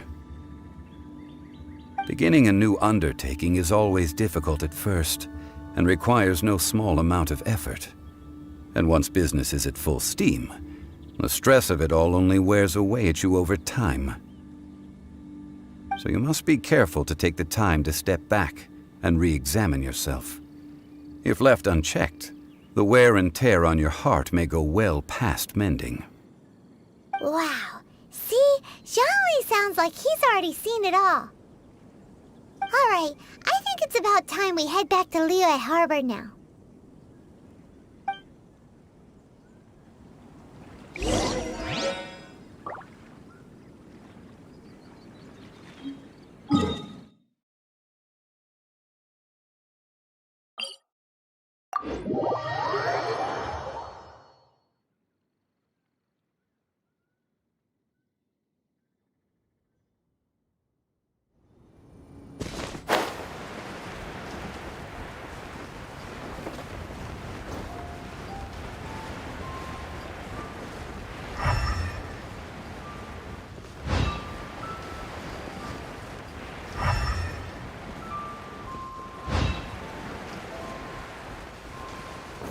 Huh?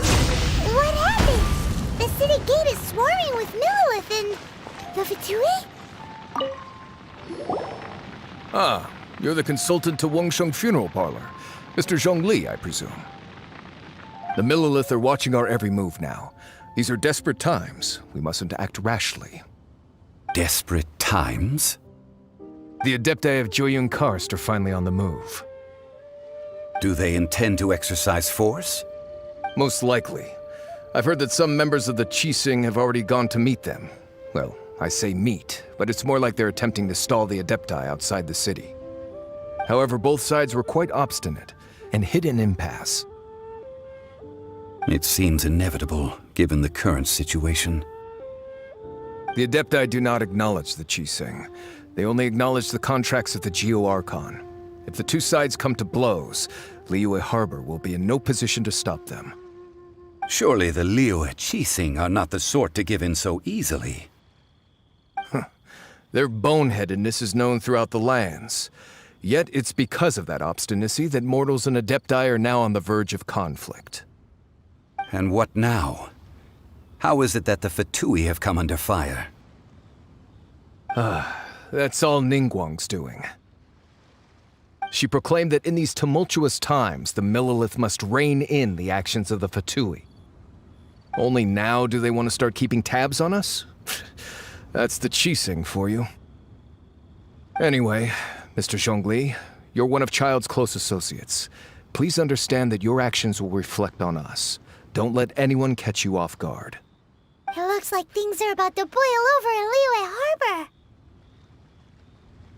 Do you intend to use your neutral identity as an intermediary between both sides? Or will you use your sword to turn the balance? Neither path is an easy one. Oh, by the way, Mr. Zhongli, we've heard that the Wangsheng funeral parlor has also been caught up in all of this. They're currently squaring off with the authorities at the gates. Things are taking a turn for the worse. I'm afraid I must leave now to handle things back at Wangsheng funeral parlor. I hope that Master Hu has been able to keep things under control for the moment. Consider your next course of action carefully, Traveler. If you're trying to prevent an explosion, it may be wisest to look for the fuse first. Whew. Having connections with the Fatui seems to be quite the double-edged sword. So what does Zhongli mean by looking for the fuse?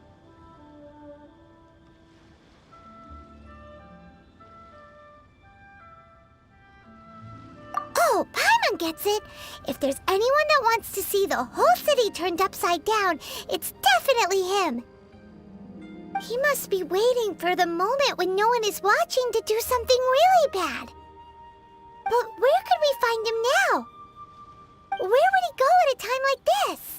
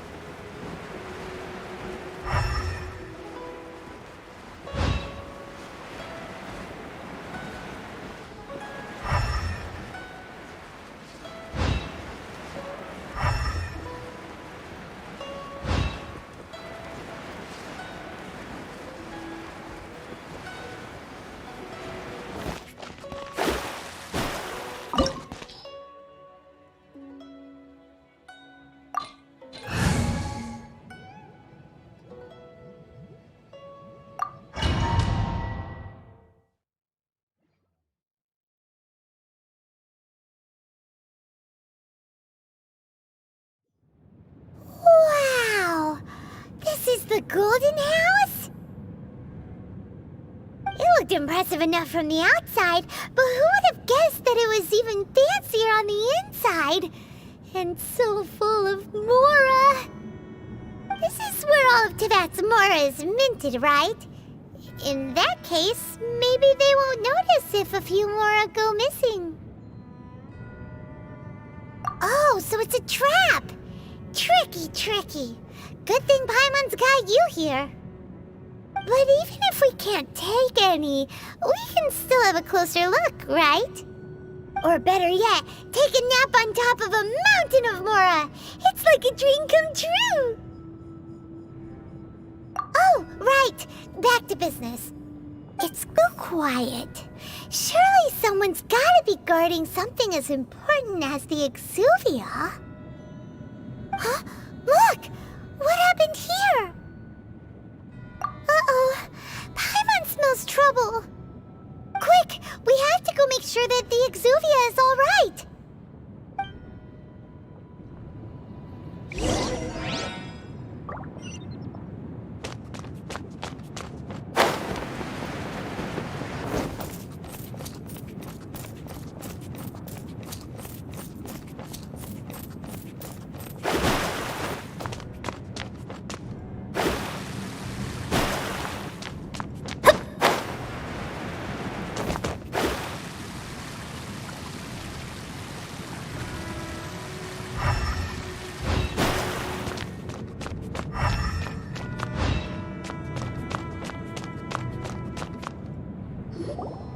You've already fulfilled your task as guides, so why do you still linger here? Haven't you already seen enough trouble for today? Huh? Who's there? If you were Fatui, I imagine that you would be entitled to a generous reward from the Tsaritsa herself.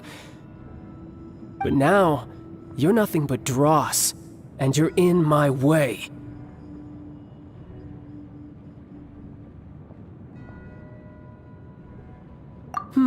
Where should I start? Well, I've never been one to beat around the bush, you know. But who could have possibly guessed that the god of Geo would mysteriously perish the very moment I arrived in Liyue, and that the Exuvia would subsequently be hidden away? If it weren't for that lovely little rite of parting ceremony you put together, it would have taken me a whole lot longer to get the information I needed. Stopping the Mora mints, hiding away the Exuvia.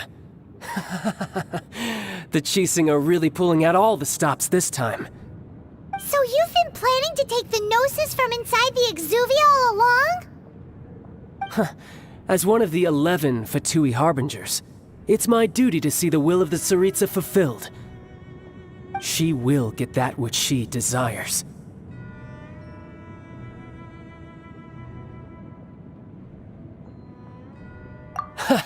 I'm not asking for your blessing, and there's nothing you can do to stop me anyway.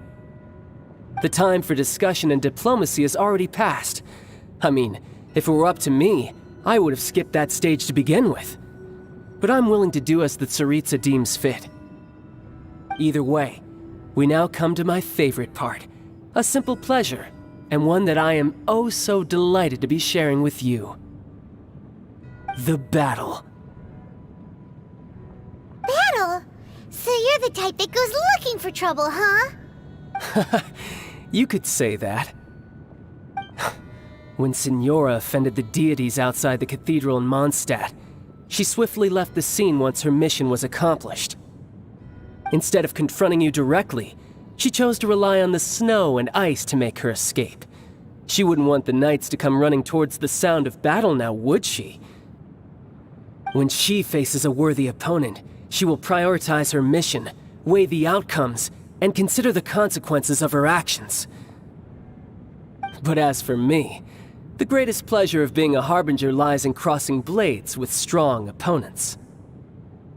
We won't let what happened in Mondstadt ever happen again!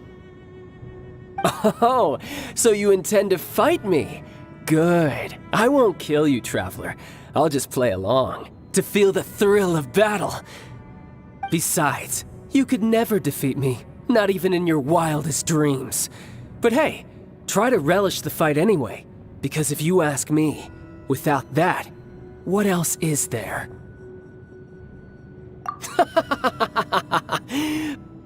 Fighting talk, I love it! Now let's see you live up to it.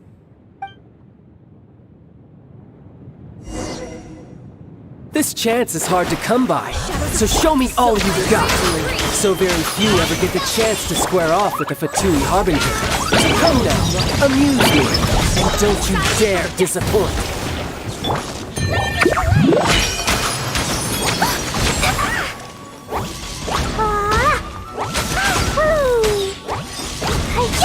Yay, I did it! Oh, wait, no, I didn't.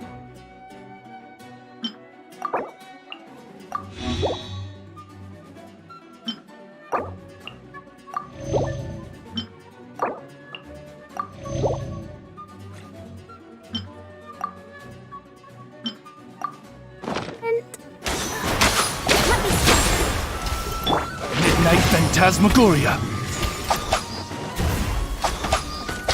Clear shot!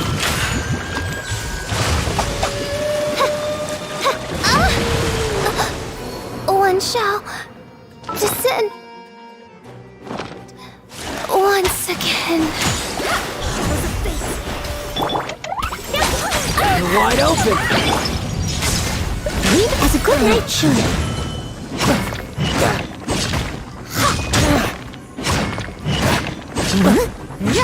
I'll catch up. You've made some progress.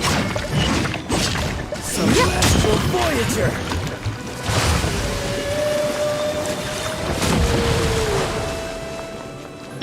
Delve into destiny. How unbecoming. Steady as stone.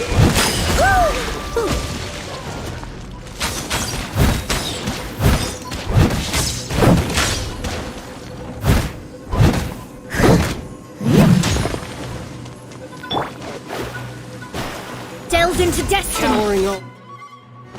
Ready?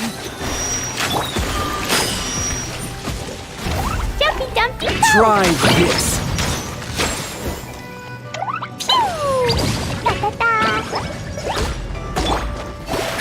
Not bad, not bad. Not bad. You've got a trick or two. Haha, good. No wonder Senora was so wary of you. Well, that just means I can go all out. Brace yourself. This is about to get tough. Now, show me what you can do against the might of a...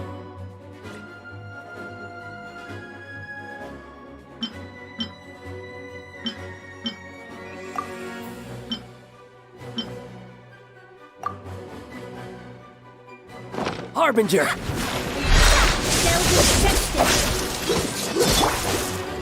Leave it all to me. Decided by destiny.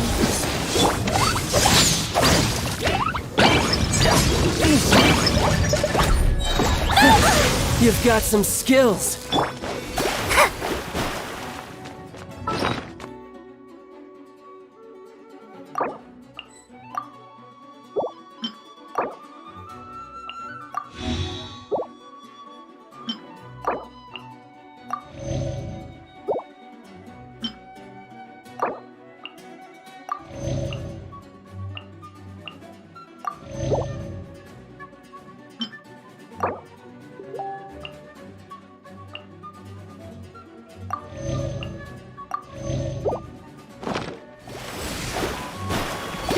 Shadows of fate.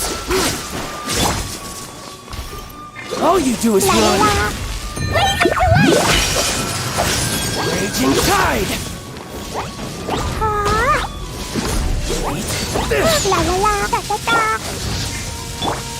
Leave it on me.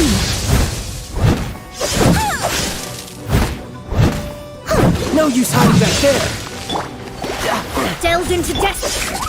I know.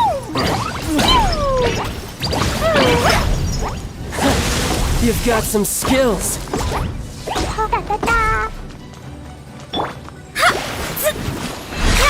I'll crush you. La la la.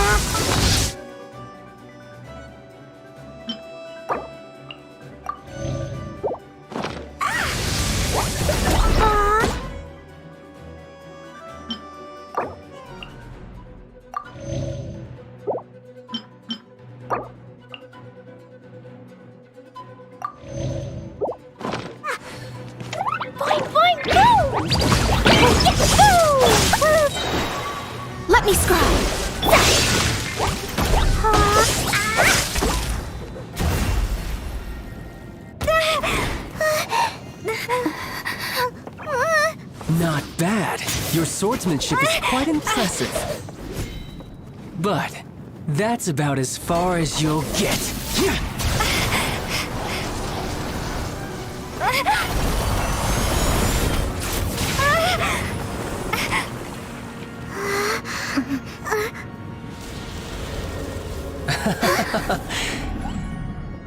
Didn't think you had that card hidden up your sleeve.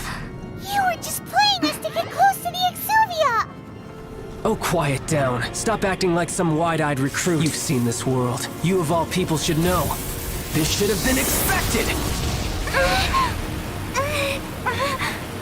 Well then, I'll be taking more Axis Gnosis now!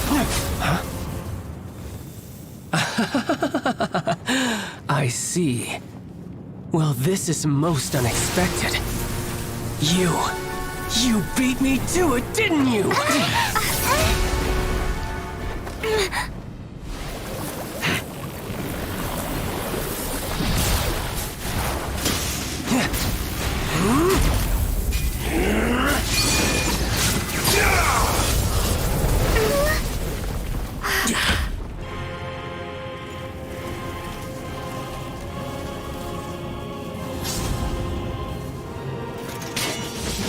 Not bad. But this is going to cost you! Yeah!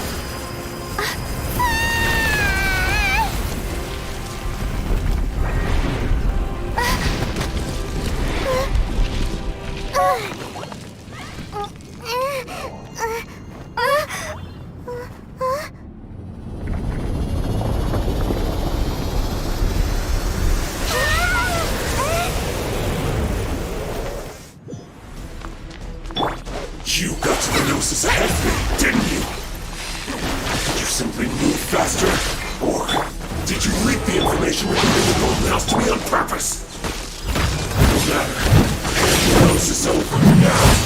Don't make me take it from you. We didn't take it!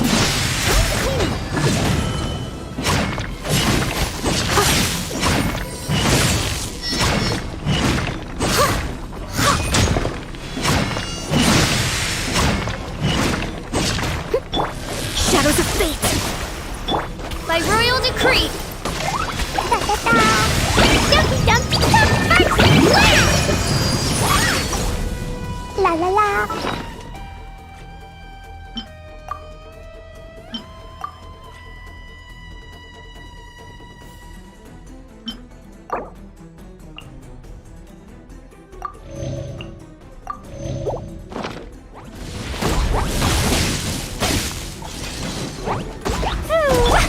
Let me scribe, written in the stars!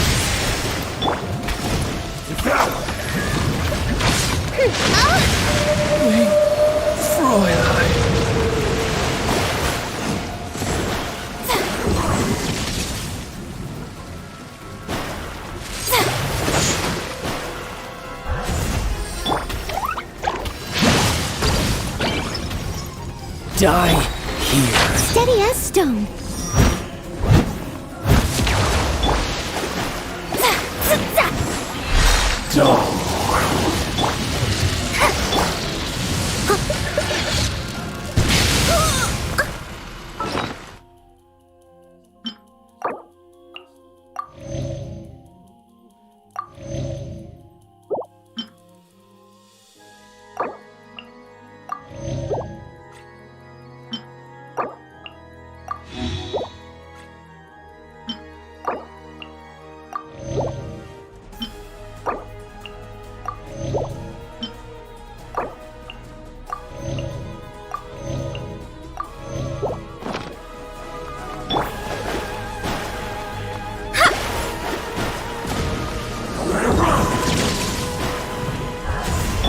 By royal decree!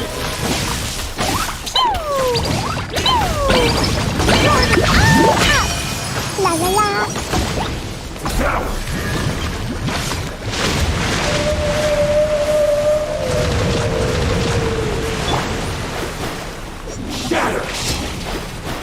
Delve into deck fate is upon you! Die here.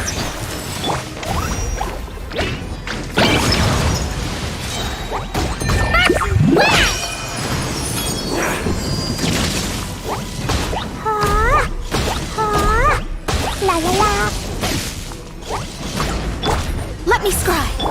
Oz, reveal thyself! I must leave no stone unturned. Huh, time to clean up.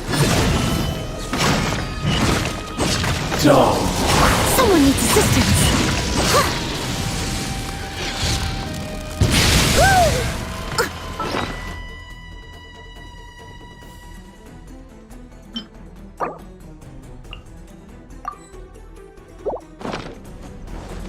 Steady as stone.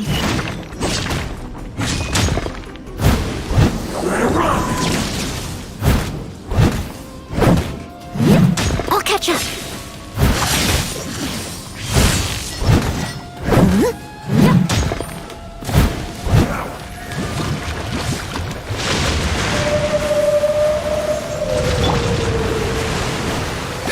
Let me Die here.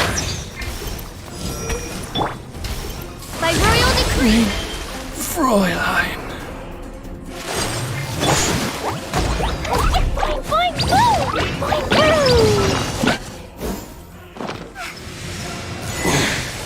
You're cut.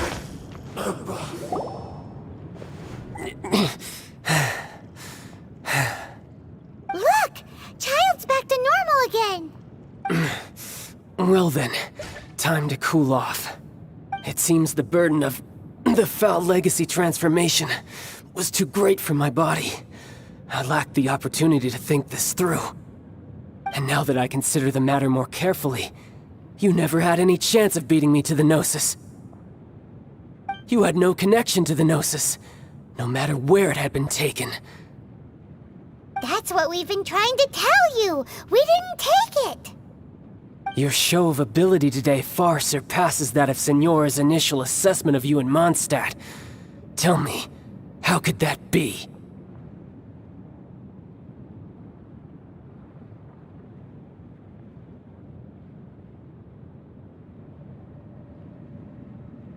You already know the answer, don't you? I can see it in your eyes. But if that is a secret you wish to keep, I guess I'll just have to curb my curiosity. This battle has already left me satisfied.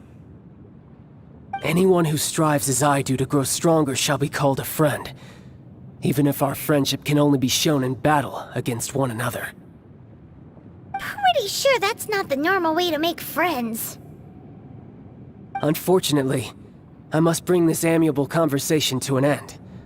My quest still beckons. Given that the Gnosis wasn't taken by anyone, then we must look once again to the beginning. Perhaps it was never in the Exuvia to begin with. In fact, it might be that the Exuvia was just a diversion of sorts. What? So you mean that... Yes, it appears so. Interesting to say the least. It seems that the guardian deity of the capital of commerce is also well versed in little maneuvers beyond the boundaries of contracts. As such, we must now look to our backup plan. Backup plan? I had hoped it would never come to this. I absolutely detest working with those who are weaker than I. The truth is, the world belongs to those of us who desire to become strong. I seldom willingly mingle with any dull and boring weaklings who think otherwise. Unfortunately, we cannot be picky about our methods as Fatui Harbingers. Children must all learn to eat their vegetables sometime. So what are you planning to do? I will awaken the god that lies dormant beneath Guyon's stone forest. A god? Osile, overlord of the Vortex, who was defeated by Morax, the Geo-Archon in the Archon War, and who has remained pinned beneath the waves by the Geo-Archon's stone spears ever since. If such an ancient god were to be unleashed upon Liyue Harbor, defenseless without the protection of its deity, do you think the cunning Rex Lapis would just stand aloof and watch the ensuing destruction? But the Archon War ended 2,000 years ago. How can an ancient god appear in a world now overseen by the Seven? Simple. I've already prepared the means to awaken it. Hey, those are sigils of permission! Oh, Paimon remembers now! The Fatui have been researching them! Indeed. The one that was given to you was just a byproduct of our research. With the power of so many sigils of permission concentrated in one place, along with that which was bestowed upon me as a harbinger by our Tsaritsa, breaking the subduing might of the Geo-Archon spears for a time should be no obstacle. Using the powers of ancient gods in such a situation fails to interest me, and is largely against my principles. But knowing that such an action will not only force the Geo-Archon to show its hand, but you as well, that makes matters a little more intriguing.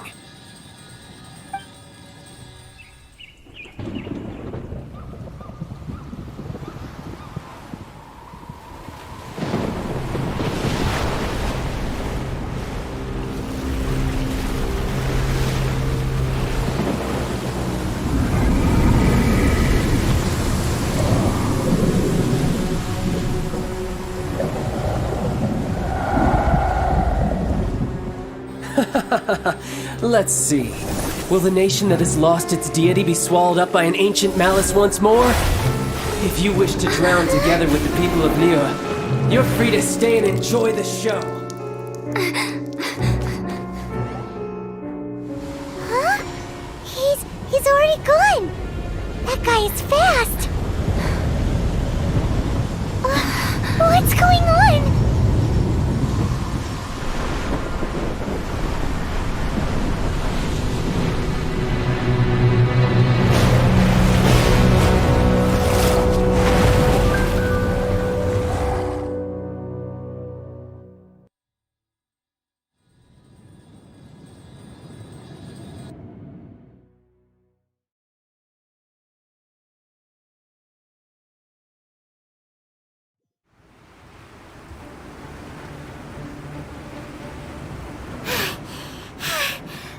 Exhausted.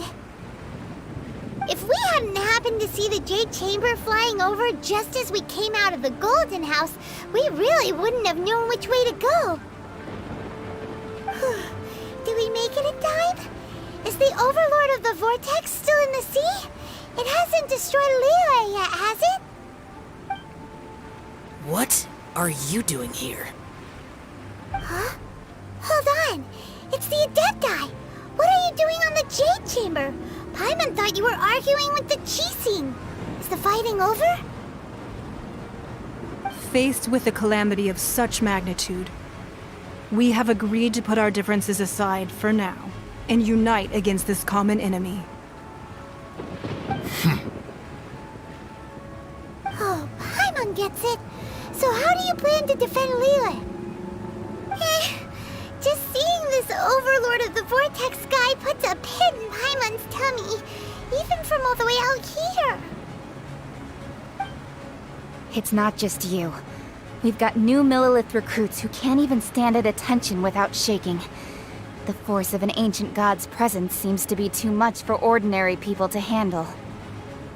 Which is why we must stop that monster before it gets any closer to Liyue Harbor. So the Archon War was fought 2,000 years ago against enemies like that thing? Now that's scary. So will the power of the Chising, Millelith, and Adepti gathered here be enough to stop that god? We've already discussed this together, and our conclusion is... not necessarily. What? But all of you are supposed to be the Guardians of Liyue. Can't you think of something? One certainly could. Huh? The Chising did once research the matter of the Guizhong Ballista when it piqued their fancy. And as fate would have it, one who did craft the Guizhong Ballista with one's own hands is here. For what could you mortals ever learn of Adepti mechanisms? Yet, it would take one, but a little tinkering to turn this ballista into an engine of war beyond your wildest thoughts. I suppose this is one blessing from the Adepti that we should be thankful for. So be it. We shall use the upgraded Guizhong Ballista to fight off that god. All the Adepti here can lend their strength to man it. We haven't a moment to spare. Our battle begins now. Yep.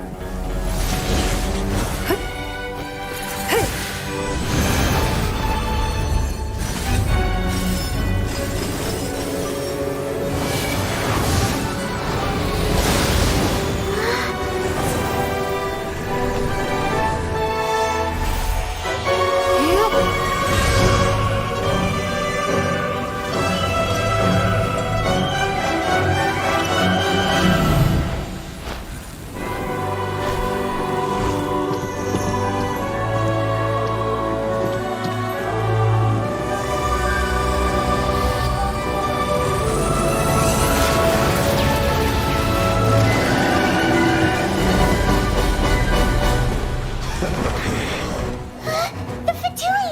They're attacking the Guizhong Ballista!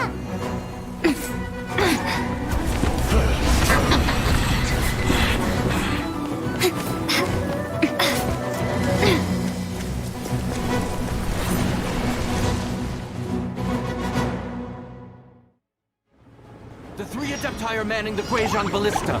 Do not let the Fatui disturb their work! All able Millilith, with me! Let's go help too! We Adepti have not faced a god in several millennia. Let one see what you're made of then. What strength remains within you? One wishes to witness.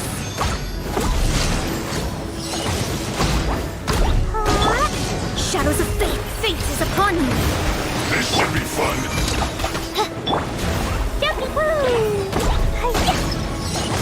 No slacking off.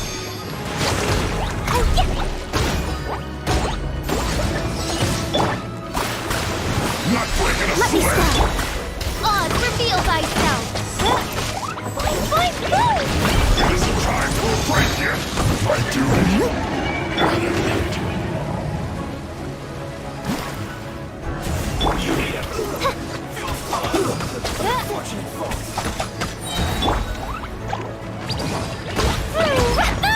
La la la! Let's move.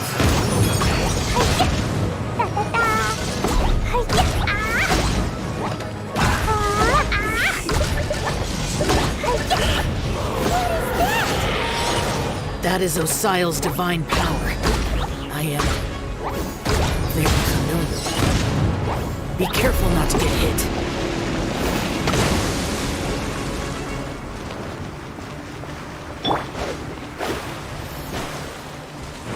The Fatui! Their attacks are unrelenting! How daring. Snezhnai's diplomats will answer for this afterward. Every last one.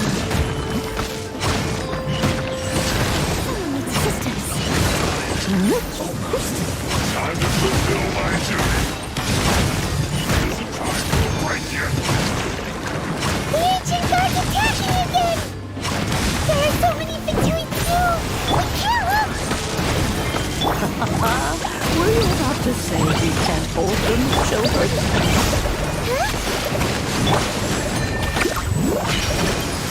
Don't lose heart. Here, take this.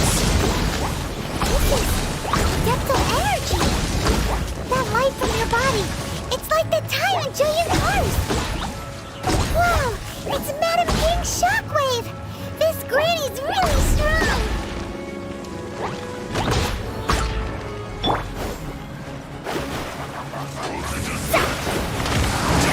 Killjoy! We've only just begun!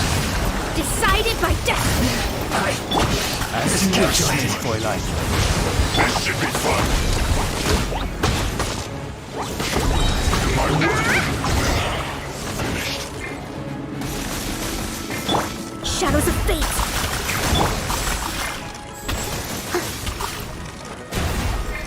With the blood of the Chilean, I guard you against evil! Cast your fear of injury by the wayside, and fight with all your might! I too did this during the Archon War! So this is what Ganyu's like in a fight! My name means swiftness. Take my power and run as I do. We're going too fast!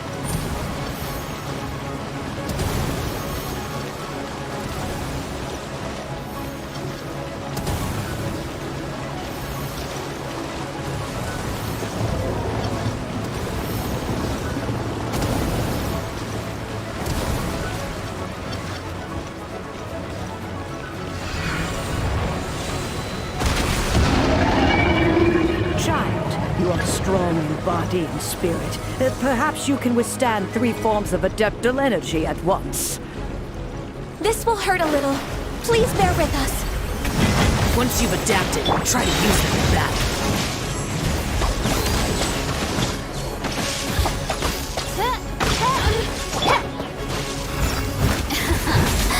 Let me amuse my sins. Shine longer.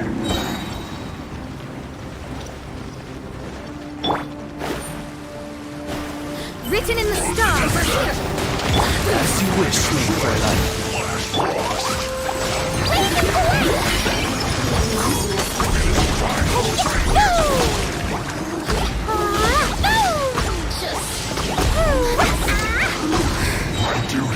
Exercise caution. I fear that the god's power has reached its peak. In other words, if we hold here, there's nothing worse to come, right? As a dutiful maid, let me amuse Looks like over here. The merry get me. Here to play with me. Let me stand. Venus is upon me. Blink! Midnight Phantasmagoria! Right. This isn't good. Yucky ducky no! La la la.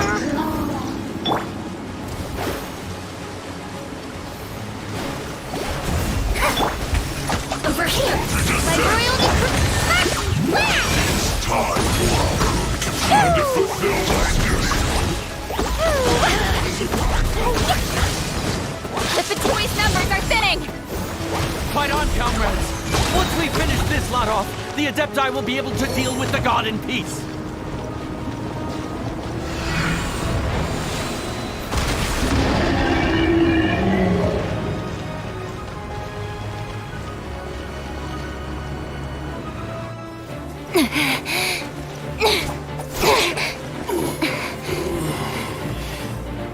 The interlopers are no more. Now we may commit ourselves fully.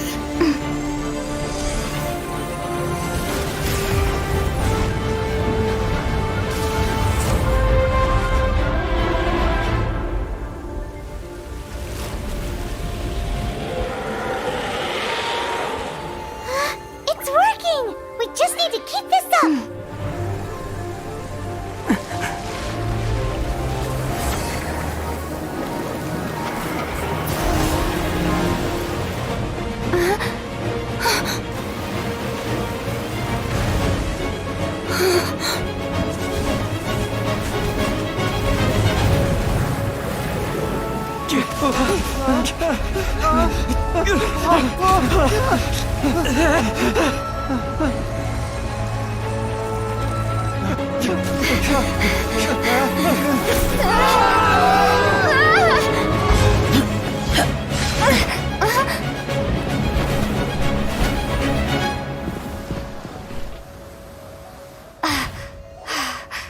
Be careful now. The Guizhong Ballista is destroyed. Without its covering fire, retaliation shall be difficult. But the Jade Chamber is our last line of defense. We can't give another inch, no matter what. I have another idea. What do you mean, Lady Ningguang? I'll sacrifice the Jade Chamber. What is the meaning of this? I understand. Traveler, lend me a hand. Farewell, old friend. Goodbye for now. Let us meet again in the future.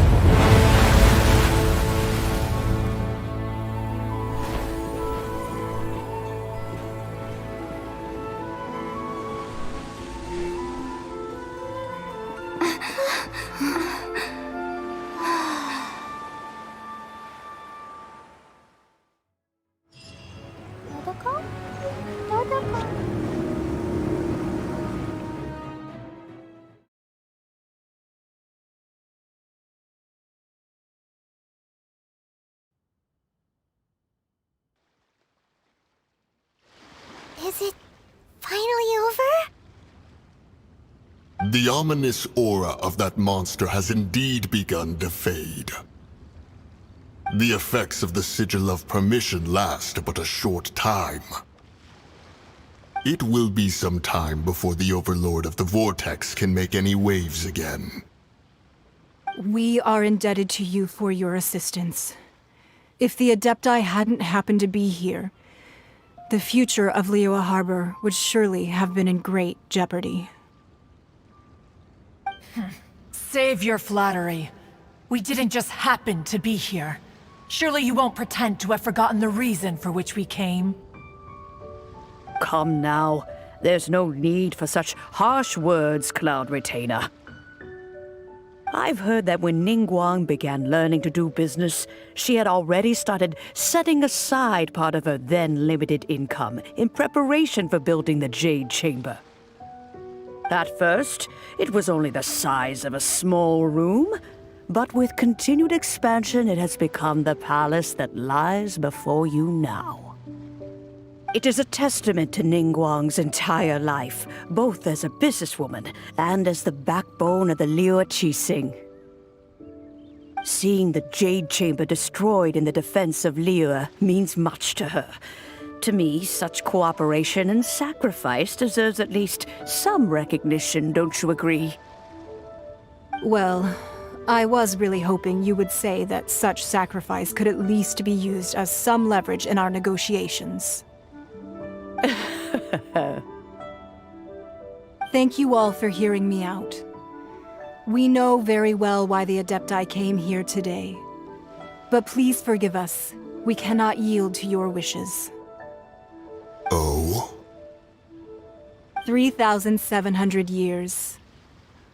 According to our records, balance, the Adepti please signed a top up. contract with Rex Lapis to protect Insufficient Liyue balance, please top up. 3,700 years ago. Insufficient balance, please top up.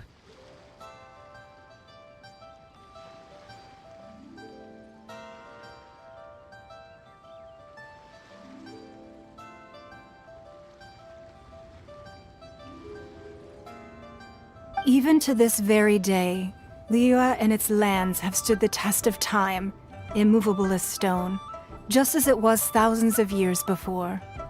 This is truly no small feat. But that does not mean that the Liyue of today is the same city as it was all those years ago. Do not merely cast your protective gaze upon the land. Instead, focus your sights on our city and each of the citizens that dwell within it. Are you questioning our means of protecting Liyue? I mean no offense. I simply hope that our Adepti forebears would see Liyue in a new light. Forebears, you say?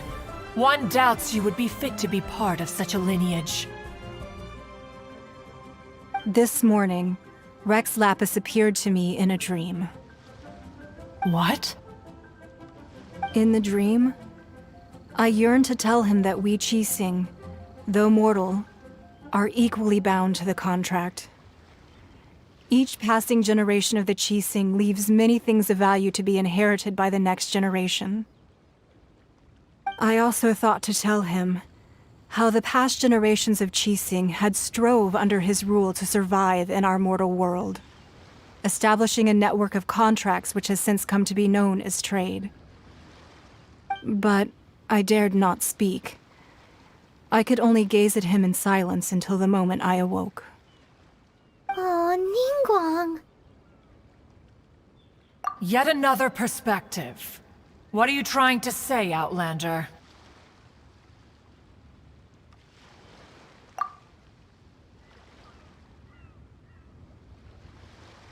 Right! That's something that happened in Mondstadt. It's a story about the Four Winds and the people of the Animal Archon. The Animal Archon sought to quell the strife between the two sides, because he believed that such conflict would only scar the hearts of both, and that nothing good would come of it. Each of the 7 nations has its own scars from the past. Though your point is the very height of simplicity. As Adepti, we've become a laughingstock, to be chastised thus by an outlander who has lent us such succor. All right, all right. Didn't Ningguang suggest that we should focus on the city and each of its citizens?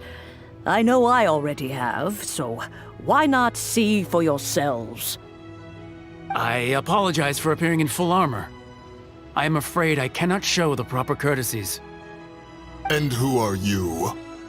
I am Feng Yan, a sergeant of the Millelith. I have come to extend my thanks to the Adepti. I thought this battle would perhaps be my last. But thanks to the aid of the Adepti, our forces were not as badly battered as I feared we might be. Although I am a mere mortal soldier, I promise to hold the line and never betray the grace given to us by the illuminated Adepti this day.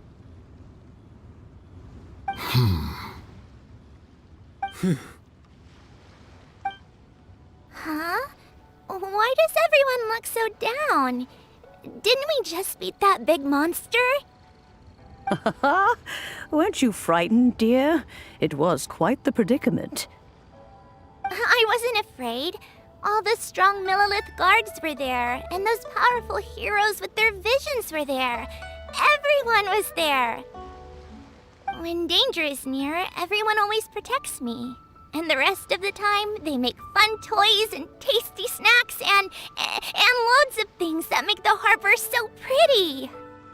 Thanks for protecting Liyue Harbor. Please come visit us for the next lantern rite. Unfortunately, we wouldn't be able to participate. Huh? Because we are Adepti. Oh, okay. It must be hard being an Adeptus. Aww. You see, this is what Liyue is like today. The country of contracts is grateful to the Adepti for their protection, but it is no longer necessary for the city to rely on the Adepti's power to solve every little niggling matter. Although their blood is weak, there is still strength to be found in those we call mortals. The time of contracts between gods and Liyue has long since passed. Now is the time of contracts between Liyue and its people. Seeing the port around us now, it is hard not to feel a bit out of place. Wouldn't you say so, Cloud Retainer? Your line of inquiry is askew. One did not spearhead this expedition to Liyue Harbor. Seems like the Adepti have had a change of heart.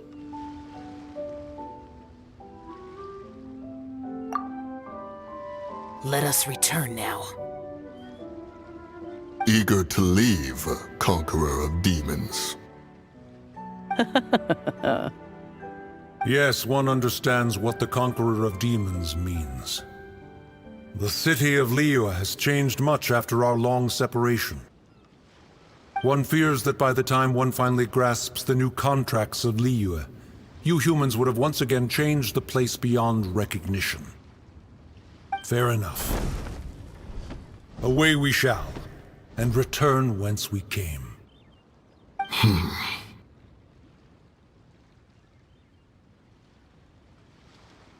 Since we Adepti have consensus, then one shall persist no further.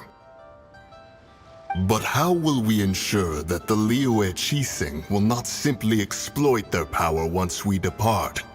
In my view, that is still a thing to be guarded against.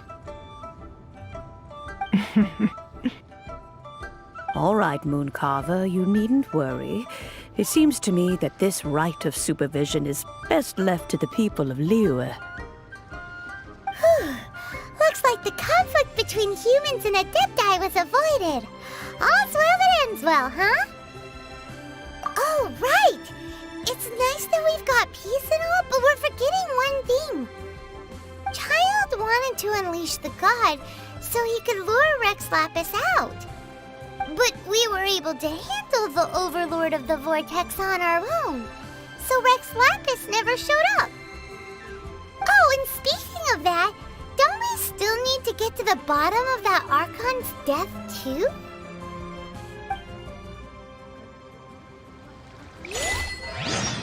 Paimon doesn't get it. But isn't the strongest lead we have the Adeptiless rite of parting that we're organizing? No idea where Zhongli's gone. Let's ask for him at Wangshan Funeral Parlor.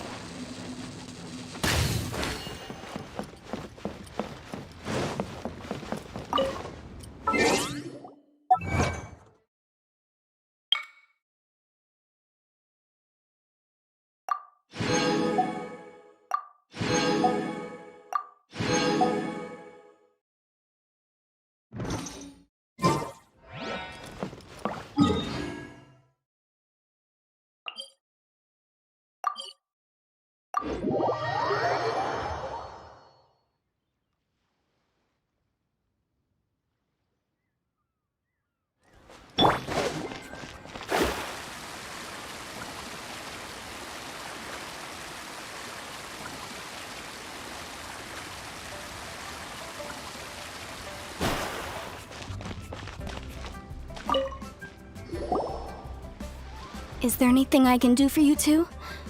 I'm afraid that Wangsheng Funeral Parlor isn't in the best state to receive guests. We've come to see Zhongli. Could you please tell him we're here? Unfortunately, Zhongli isn't here at the moment.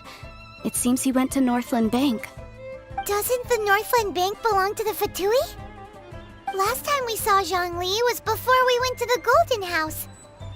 Do you think he doesn't know about the attack on Liyue? Visiting the Fatui at a time like this could only mean more trouble. We had better go and make sure that everything is okay.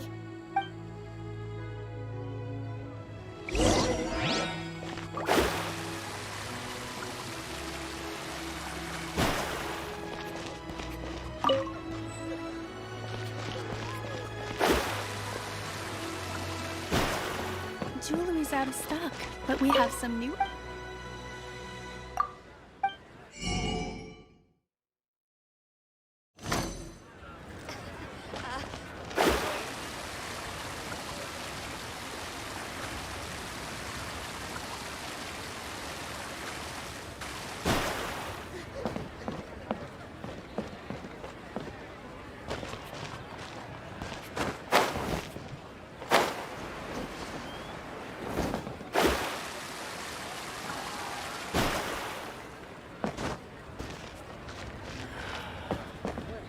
Jewelry's out of stock, but we have some new items in.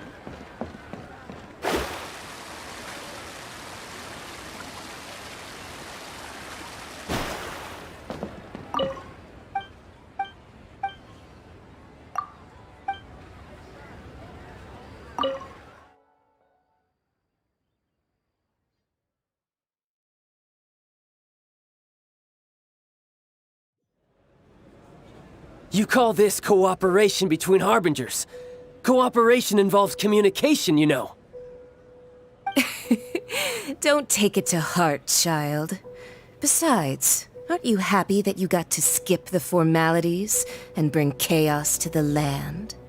I'm sure you must have enjoyed that. Oh, it seems that some of your friends have arrived. Hey, it's Zhongli and Child. And you! You're also one of the Harbingers?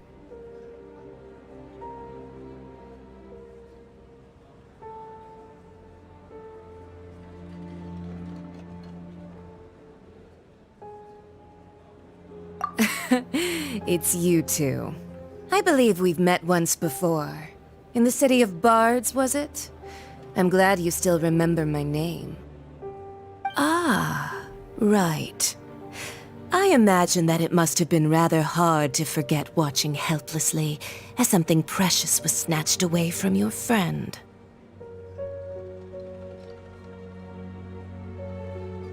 Well, if it isn't you two. This is our first time seeing each other since Liyue was nearly wiped off the map. This is certainly a bit awkward, wouldn't you say? Paimon knew that we should never have trusted a Fatui Harbinger. Oh, now don't say that. Sure, I may have misled you, but I never had anything against you personally. Besides, I thought we were getting along quite well together, didn't you? Except for that little tussle we had at the end. Nothing personal. We just have different views, that's all. Of course, you may very well hold this against me, but that's up to you. The real deceivers here are Senora and Zhongli. Curse them for leading me on. So actually, I think... Stop wasting time, child. There'll be plenty of time to chat once I'm through here. You remember the agreement, Morax. Now, if you would be so kind. The Gnosis, please. What in the world are you talking about? The contract is fulfilled.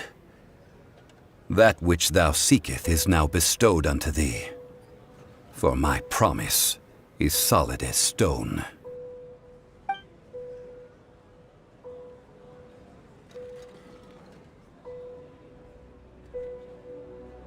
How sanctimonious.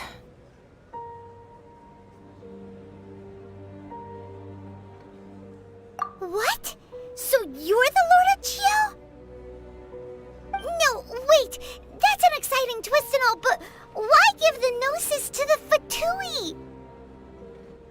I do not give it for free. I give it as agreed upon in the contract, for it is a matter solely between the Tsaritsa and I. Yeah, you don't think you went a little bit too far with that whole fake death thing? Everyone was preparing the ceremony for you, and splat! This big dragon falls out of the sky, and all of Lyric goes into an uproar.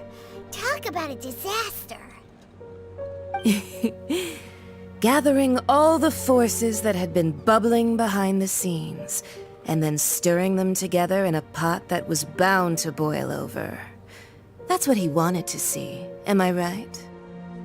Wait, what? Perhaps it's best that I explain. As you know, I've dwelt upon this world for more than 6,000 years. I witnessed the founding of Liyue, together with the Adepti 3,700 years ago. Even boulders that can withstand whirlpools will erode with the passing of time. I kept convincing myself that cracks had not begun to form, and that the end of my time had not yet come. Until one drizzly day, as I was strolling along the harbor, I heard a merchant tell one of his workers, "You finished your duties. Go ahead and call it a day." I stood motionless among the crowds, asking myself, have I already finished my duties? Oh, Zhongli. But as I began to consider relinquishing my divine role, I soon discovered that many reasons still remained to not hastily depart. Was Liyue, the city I had dwelt in for so long, already prepared to enter its next age? I decided that a test was needed in order to reveal the answer. So I feigned my own death, and gathered the cast of Child, the Adepti, and the Liyue Chising to play their roles together on the stage that was Liyue.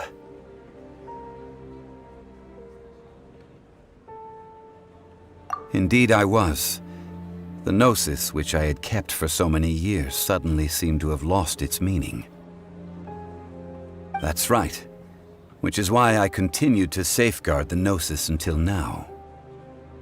So you mean that if the chaos ever reached the point of no return, you would simply appear and use your divine powers to bring Liyue back under control?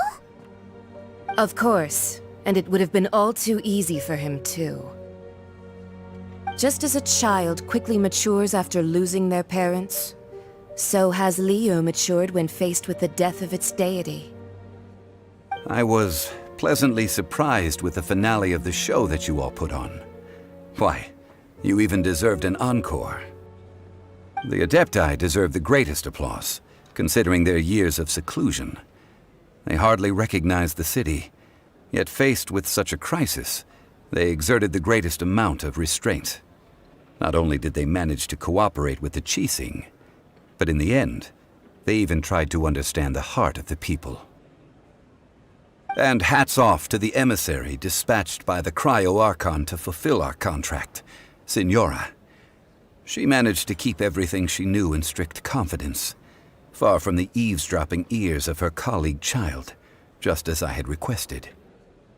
All the while, I carried on as Zhongli, and fulfilled the traditions of Liyue in this mortal form. Thank you for walking that path with me, traveler. These things were all a part of my script. The only unforeseen plot twist was the conduct of the Liyue Qixing. I had expected them to do no more than the Adepti, to come to the defense of Liyue. But when all was said and done, they seized the opportunity to supplant Liyue's divine protectors, and used the subsequent power vacuum left by my death to quickly gain complete control of Liyue. Huh? That doesn't sound good at all. On the contrary, I think it is excellent. I had always feared that it was too soon for them to take over from me. And it was also that which I longed for the most. As such, this is the best parting gift anyone could have given this god of old. Hey, what about me? Doesn't anyone feel the least bit of remorse for deceiving me? You've practically kept me in the dark! I think that thanks would be more appropriate. You certainly played no small part in all of this, wreaking havoc and turning the city upside down. The Lord of Geo ought to thank you for your performance, if anything. If you hadn't created the pressure of a battle between mortals, Adepti, and a god, the lump of coal resting in the hands of the Geo-Archon, Liyue would never have been able to become a dazzling diamond of a city. Huh? Just whose side are you on, mocking me like that? Are you itching for a fight? Be that as it may, you've come out of this as the hero of Liyue. I, on the other hand, will be forever prescribed as a disturber of the peace, no? Well then, with the Gnosis in my possession, I have no use for such idle chatter.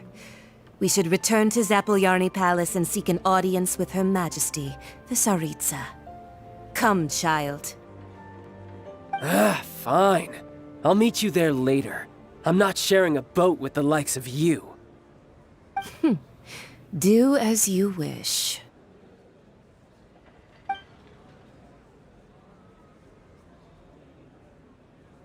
Now then, is there anything else you wish to ask me? Right! As Zhongli always told us, a good trade is a fair trade. Paimon has no idea what could be a good trade for a Gnosis. Realistically speaking, there is no such thing. Huh? However, I am the god of contracts. For thousands of years, I have made countless contracts. If the deal was of no benefit, then I certainly would not be inclined to agree to it.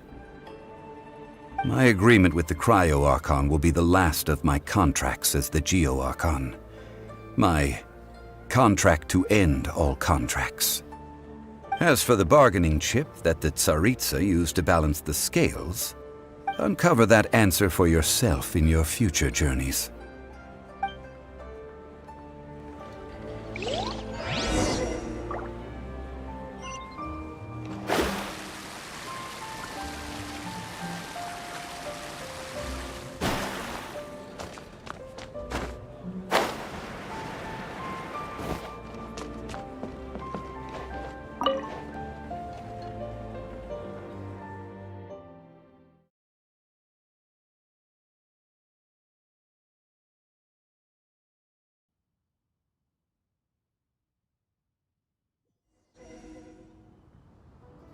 Today's the day of the rite of parting. Although the star of the show is fake, we spent so much time trying to organize it, it would be a real shame not to go there now.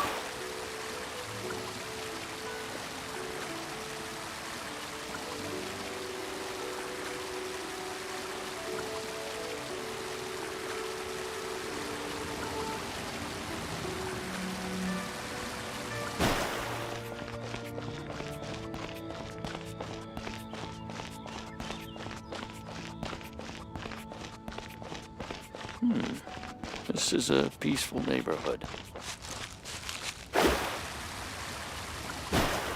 Oh, well, since we're going through with this rite of parting, I guess it means that those rumors hit the nail on the head. So Rex Lapis is really... But they didn't catch the culprit, did they? Oh, come on. Do you think that the assassin could have been a normal person? You know what I think? I don't think any of the gossip on the streets you hear from those shady types is worth anything. There's only one real possibility in my mind. I've heard that the assassin was that Fatui fellow. Youngish, pretty high in rank. I think they called him Child. The Fatui? They certainly are very suspicious. Who knows what those greedy, crooked folks... Shh! Lower your voice. If the Fatui catch you in their sights, Rex Lapis won't be around to protect you this time.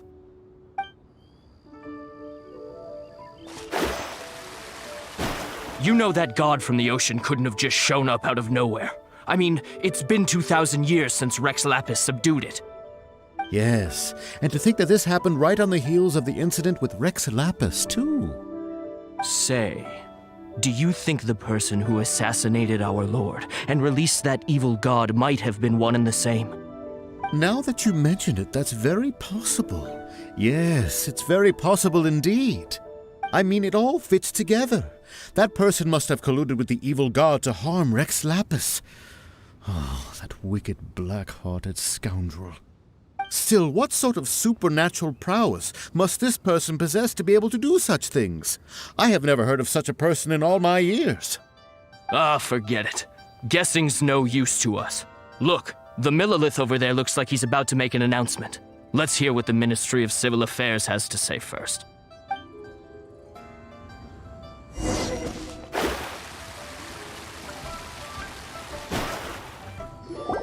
Hear ye all! The Chising's words. Though a dragon soars ageless as the mountains, it too must return to dust. This is common knowledge. Gods and Adepti live glorious lives, but both light and shadow have their season. So too must they face divinely appointed trials. Rumors and hearsay abound on the streets that Rex Lapis was murdered. Now, let the truth be revealed. Having been thwarted in his trial, Rex Lapis's soul has recouped the celestial heights. He beseeches the people of Liyue to grieve not and to let not their hearts be saddened. Nor are they to believe street-born rumors or indulge in baseless speculation.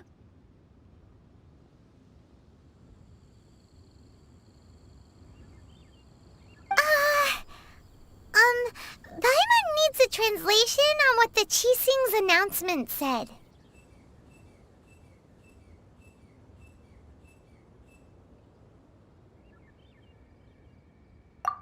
So that's how they're spinning it. Something feels off. Why would they suddenly give up looking for the murderer? Not to mention how this excuse sounds like something they just made up on the spot. Could the Chising already have known that Rex Lapis wasn't dead? But Zhongli said that neither they nor the Adepti knew anything. Did Zhongli tell them in secret after his gnosis changed hands? Exactly, right? Ooh, seems like the rite of parting has been going on for a while now. Let's go have a look.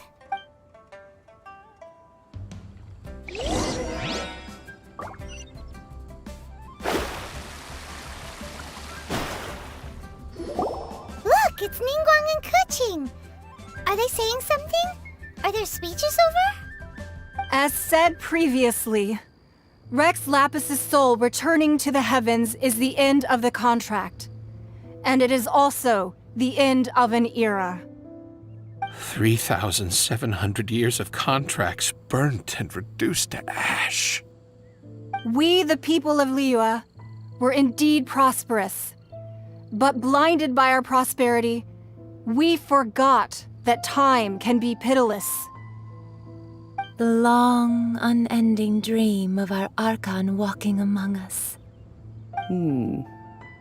Now that we have awoken from our dream, we must learn to say farewell.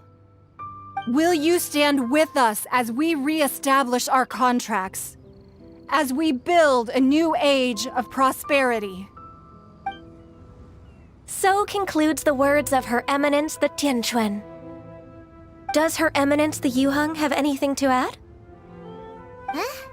Is she looking this way? Traveler. Yikes! She really is looking our way! Is that the traveler who they say defeated the ancient god? So young. The Liyue Qixing always repay their debts. And as you have heard, our eyes see far and our reach is long. Name your price. You deserve that much. Whoa!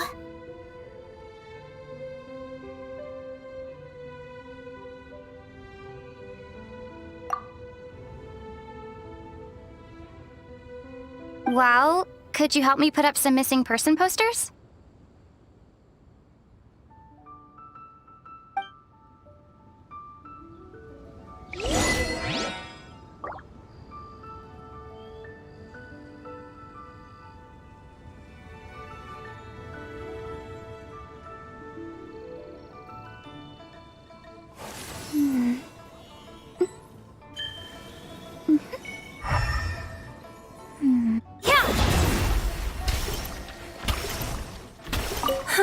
And to think I'd put my best perfume on before coming here, thinking you'd like it. But it seems as if those perfumes really were meant to be offered to Rex Lapis. Well, that's fine. Suffer no rivals in love, they say. And that's 3 gone in 1 stroke.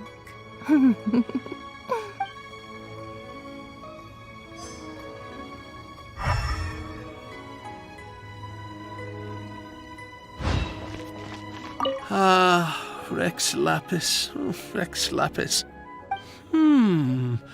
Now that I think about it, if everyone's of the same mind as me, perhaps mementos for Rex Lapis might be the best short-term business opportunity.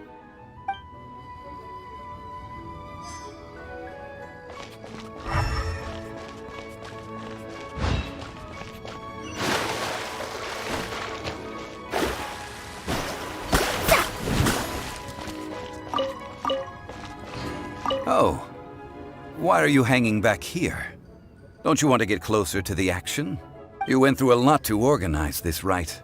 And this is a rare opportunity to see your journey bear fruit with your own eyes. You should make the most of it.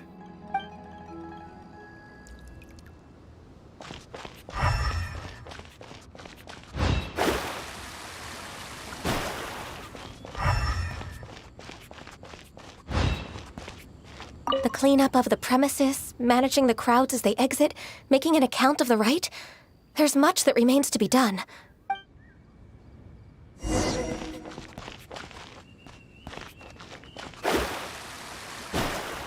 Scry the sky.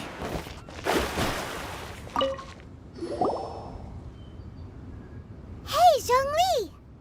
Look at this. Everyone in Liyue is caught up in their emotions, thinking that they'll never see Rex Lapis again. And here you are looking all relaxed. Why would I not feel more at ease after laying down the burden I have borne for 3,700 years? Right. If the two of you can spare the time, I should treat you to a meal at the Xinye kiosk. Ha! That sounds like big talk, Zhongli. Paimon might have believed you if you were treating us to some third-round knockout, but you'd have to pay out your nose just to stand inside Xinye kiosk. Are you sure you can afford it? You're right. I do lack the Mora. But why would Morax lack Mora? As the Rex Lapis Morax, I can easily create Mora. But since I have chosen to walk this earth as the mortal Zhongli, I should abide by the same rules that mortals do. When I was journeying with you, though I still had the Gnosis in hand, I knew that I must soon retire from my role as an Archon. So I had to rehearse a little for my new life. Oh, no wonder! Paimon gets it now. You didn't look at the price tags when we were spending because you've never had to. But since you weren't used to not being able to just make more mora as and when you wanted to, you had to try becoming a parasite to society who lives off of other people's credit. Well, we were only spending Fatui money. You don't have to say it like that. In the City of Commerce, we do not merely exchange money or goods.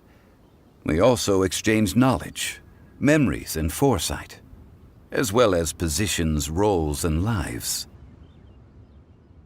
The Archon Morax could never experience life as the true mortal Zhongli could, no matter how many times he descended to be with his people. I must thank you for that. I will treasure the memories that I made as Zhongli, traveling the streets of Liyue with you. That is true. But there is no journey that does not end. No meetings without partings.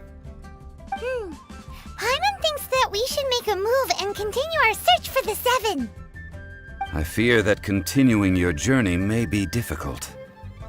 The nation that neighbors Liyue by sea, Inazuma, is presently closed. The Electro-Archon Ball. And just as the people of Liyue preferred to call me Rex Lapis, she too goes by another name among locals in Inazuma. Paimon thinks we've heard that one before. Raiden? That is the case. And since Raiden is also the shogun of the Inazuma Bakufu, people call her the Raiden Shogun. That said, though people at the wharf were saying that the situation in Inazuma is very tense, Paimon doesn't remember that always being the case. It wasn't that bad last year. Zhongli, since you're Rex Lapis, shouldn't you know something about what's happening there? Just how did Inazuma become a closed nation? It's because of visions. Visions? When faced with circumstances beyond their control, humans often bemoan their lack of power. But if a person shows true strength of will at a desperate and fateful moment in their life, the gods will look upon them with favor. This is what visions are. Magical foci bestowed upon those who have been acknowledged by the gods. Uh-huh. That's how people in Teyvat see it. But starting from last year, the Raiden Shogun began promulgating the Vision Hunt Decree. Vision Hunt Decree? Yes. It was an order to seize all visions within Inazuma's borders, and to inlay them upon the hands of a statue of the 1,000-armed, 100-eyed god. They want to seize visions. But why?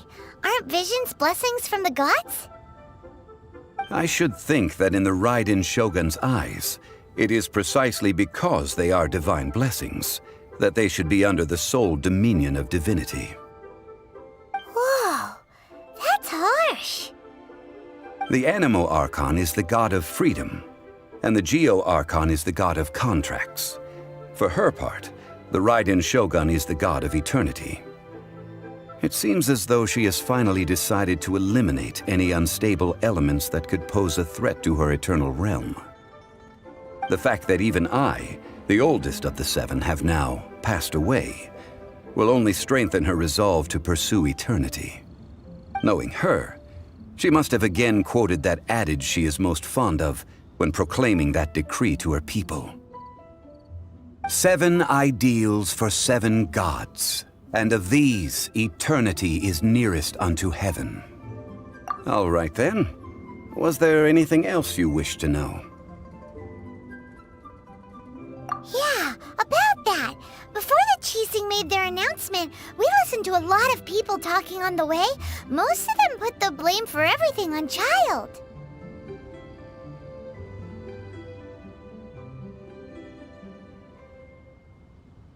These are indeed false accusations. But it remains undeniably true that Child did send people to the Jade Chamber to prevent the Adepti and the Qixing from defeating the ancient god. I've heard that Ningguang is busy milking that for all it's worth on the foreign relations front at the moment, browbeating the envoys of the Fatui. Ha! Those poor Snezhnayan diplomats. If it were not for Child's exalted position as a harbinger, I'm certain that they would have shifted all the blame to him and called for his dismissal by now. All right then. Was there anything else you wished to know? Ah, that was a good one. Failing a divine trial. How they came up with that excuse, I will never know. That said, the reason why the Qixing were so eager to resolve the incident and stop pursuing the culprit was indeed because they received news in secret that Rex Lapis was not dead. I hinted as much to the Adepti as well. How did I accomplish that, you ask? Have you ever heard of this particularly convenient Adepti art known as gifting dreams and visions? All right then. Was there anything else you wish to know? The time of the Adepti has long passed. If even the Liyue Qixing don't want to face that truth, then what future is there for Liyue? Kuching is absolutely right in saying this. Now, though I did laud Ningguang's desire for power, believing this to be a good thing, and thought as a matter of course that she must have been behind the Qixing's plan to take governing power over Liyue from the hands of the gods and Adepti, could the original person who brought up the idea of seizing power have been... All right then. Was there anything else you wish to know? That's right. Zhongli, now that you don't have your gnosis, what's going to happen to all the Mora in Teyvat? Since Morax is dead, are they all just gonna disappear? Also, isn't the Golden House the only mint in the entire continent? Will it even continue to work? The Mora present now will not vanish. But the Golden House will indeed have to cease operations for a lengthy period of time, since creating Mora requires the use of the Geo-Archon's power. This is terrible! We're all about to run out of Mora! The world is coming to an end! Yes, this is indeed a major issue from a financial standpoint. Well, I suppose we'll just leave such troublesome matters to the Liyue Qixing to debate. Then, did you at least set some private funds aside for yourself? Oh, a private fund. This does seem like a good, logical, common-sense idea. It's a shame. What's a shame? It's a shame that I didn't think of it at the time. All right then. Was there anything else you wish to know? Well then, I suppose you'll have to find a way to get inside this closed nation. Have patience. I suspect that some serendipity must first come into play.